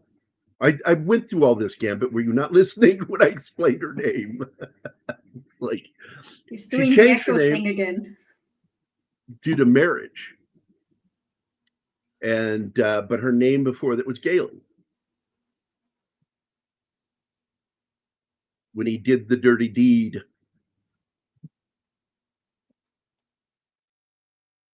He was married to Sharon Tate up until her murder. Yeah. Another young woman. Yeah, he got her when she was fresh with a picking. He's always had that thing. And if you look back on, because they talk about it in the movie, Chaplin, his fixation with these girls around that age. It was between 13 and 16 were the ages he was attracted to.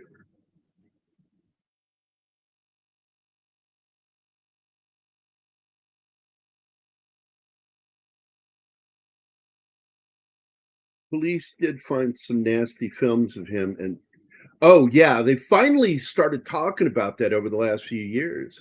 That one of the films they saw was a stag film that Polanski made with Sharon Tate, where he had guys against her will double teaming her. Oh,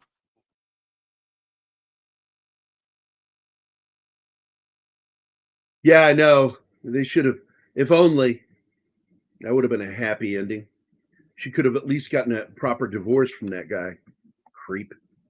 Really, he is. He's a creep.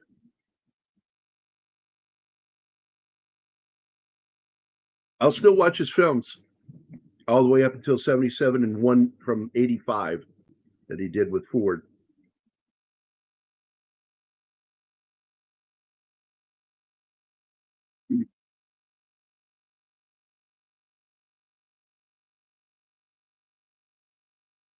¿qué pasó, bebé? He was. They've said she was a prostitute, but there are those that argue she wasn't. She was a model, and she was brought there by her mother for photography, and that he plied drugs, and he did. He did ply drugs to her to do what they did to her, and they had no evidence of the other guys that were there, but they had evidence against Polanski, and so they chose to go after him.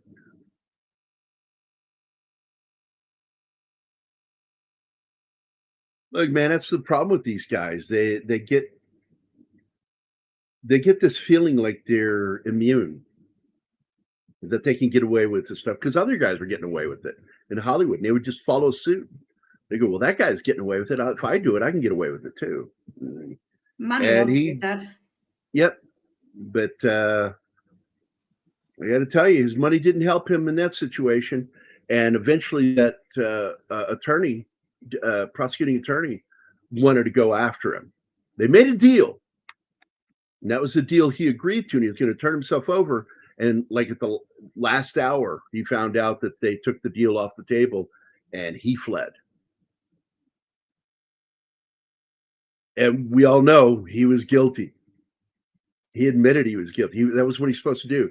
He was supposed to plead guilty, and he would get a slap on the wrist and a little bit of time. No more than a year, because if it's more than a year, it's prison. If it's up to a year, it's jail. If you didn't know how that works in America, it's up to a year, it's jail. Anything past that, you're going to prison, state prison. If it's a federal crime, you're going to federal prison. Funny thing about federal is if you are convicted on a federal crime, go to federal prison, there's no getting out on good behavior. There's no, like, you've got a sentence of 15 years, but you have a chance to parole at 5. It's whatever you're given is what you're getting. And you don't get out unless you make some sort of deal later to convict somebody else or to help convict somebody else. That's the only way federal prosecutors and Department of Justice do deals. Yeah, I've heard him too. I don't know, man. I don't know. I have my doubts about it because he has such a public life. And he's had consistently the exact same people in his life. And so it's just kind of something like, because I've worked directly with him, and I've worked for someone who has worked a lot with him over the years. And that guy's got nothing but nice things to say about him, and a person as well as professionally. So I have my doubts until I see some kind of evidence. I don't believe hearsay. That's like if somebody came out and said that about Gary Sinise. I just look at him and go, what the fuck ever?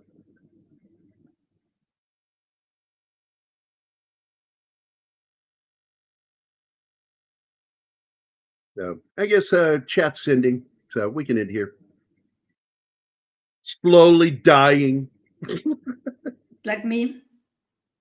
I want to thank Gambit, Snorty, Penny, Andy Morrow, John Ostains, D. Bud Martin. Country Shape Media still has the best avatar. Castler Daniel Garcia. Let's see. Peter Vickman's fan site, also known as Vickman's Girl. Sander Hammerschlag. See, I put an SH in there. It's Frankenstein. Anyway, So, Sandra, thanks for being here. CJ Prime, all good to see you guys, man. I hope you guys enjoyed today. I don't think we talked about the movie enough. But we did have a good conversation during the movie. We talked about the good parts.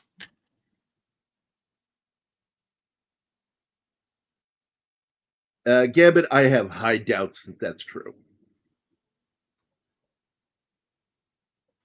People are saying that his wanting to move and moving to Greece is all about that. I'm like, no, it has to do with other stuff. Like climate, the sea. Really about dealing with taxes. That too, yeah. Because it's why Johnny Depp moved to France. Get away from paying all the taxes. And I'm like, man, you're a shitty American. You know, you talk a good game, but then you get rich and all of a sudden you're clinging to that money. Yeah, and they're rich anyway, so. Oh, wait a minute. That's because you're now in the 1%. Talk shit about the top 1%. He has and does. But when he became part of that 1%, he moved to France, but now he's back. And you know it's causing a major problem for the people native there. I ran into that. That's the reason why I moved back from Croatia. Because of rich expats who ruin rent prices and shit. Ruin, Brian, ruin. Yeah, ruin. They are able and willing to pay way more than the people who live there can ever be paying. So, because salaries suck, but prices will go up if people live there who can afford more. Yeah. It's not nice. I just had a conversation with Sachs about that because he was asking me, why the fuck did you move away from that place? But to be honest, that is not their fault. It's not the tenant's fault. It's the fault of the landlord who sees the opportunity to extract more money. Well, yeah. Yep. And supermarkets raising prices and shit. I know that. And what's worse is once the prices of the wholesale items go down, their price is supposed to go down too. And yet we've seen where they haven't lowered prices by much, not by how much they're saving.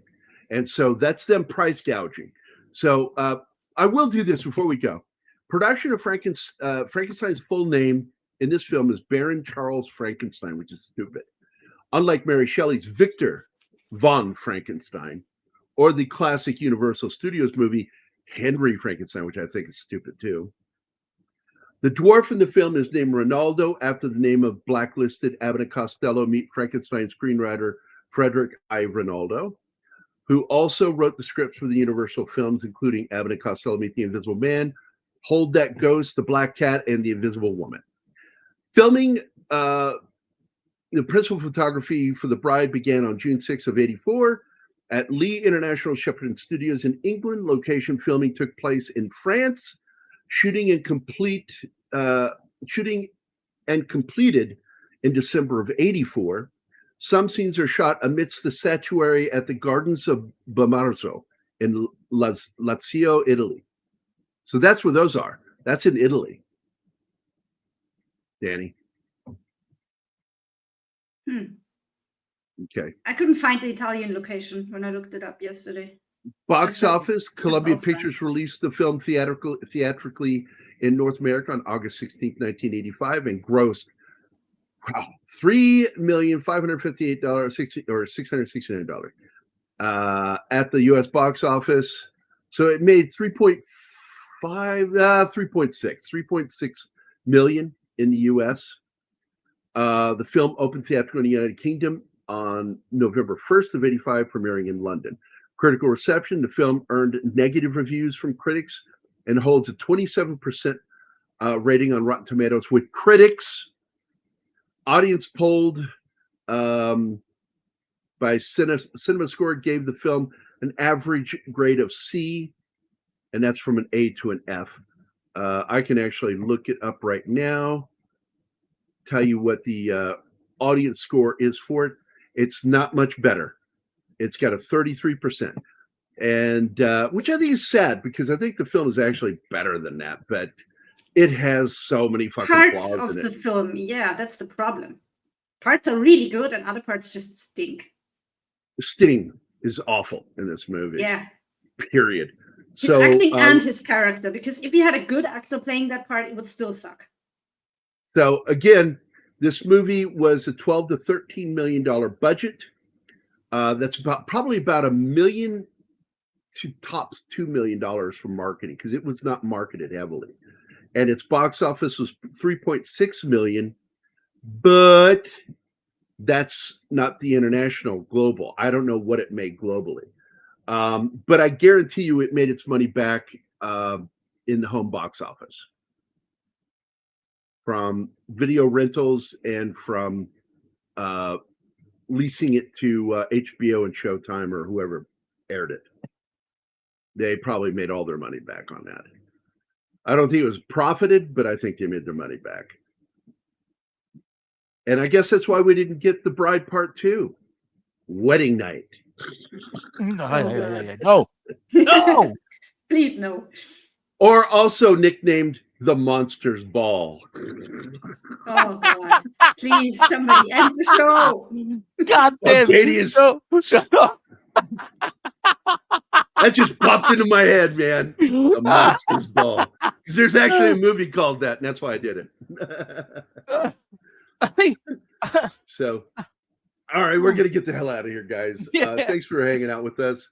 Thanks for Anna for putting up with me, and thanks for Martin for, I can tell you're in a better mood than you were when the show started. So, si comme ça, si comme ça. Comme ci, comme ça. So, we're out of here. Au revoir.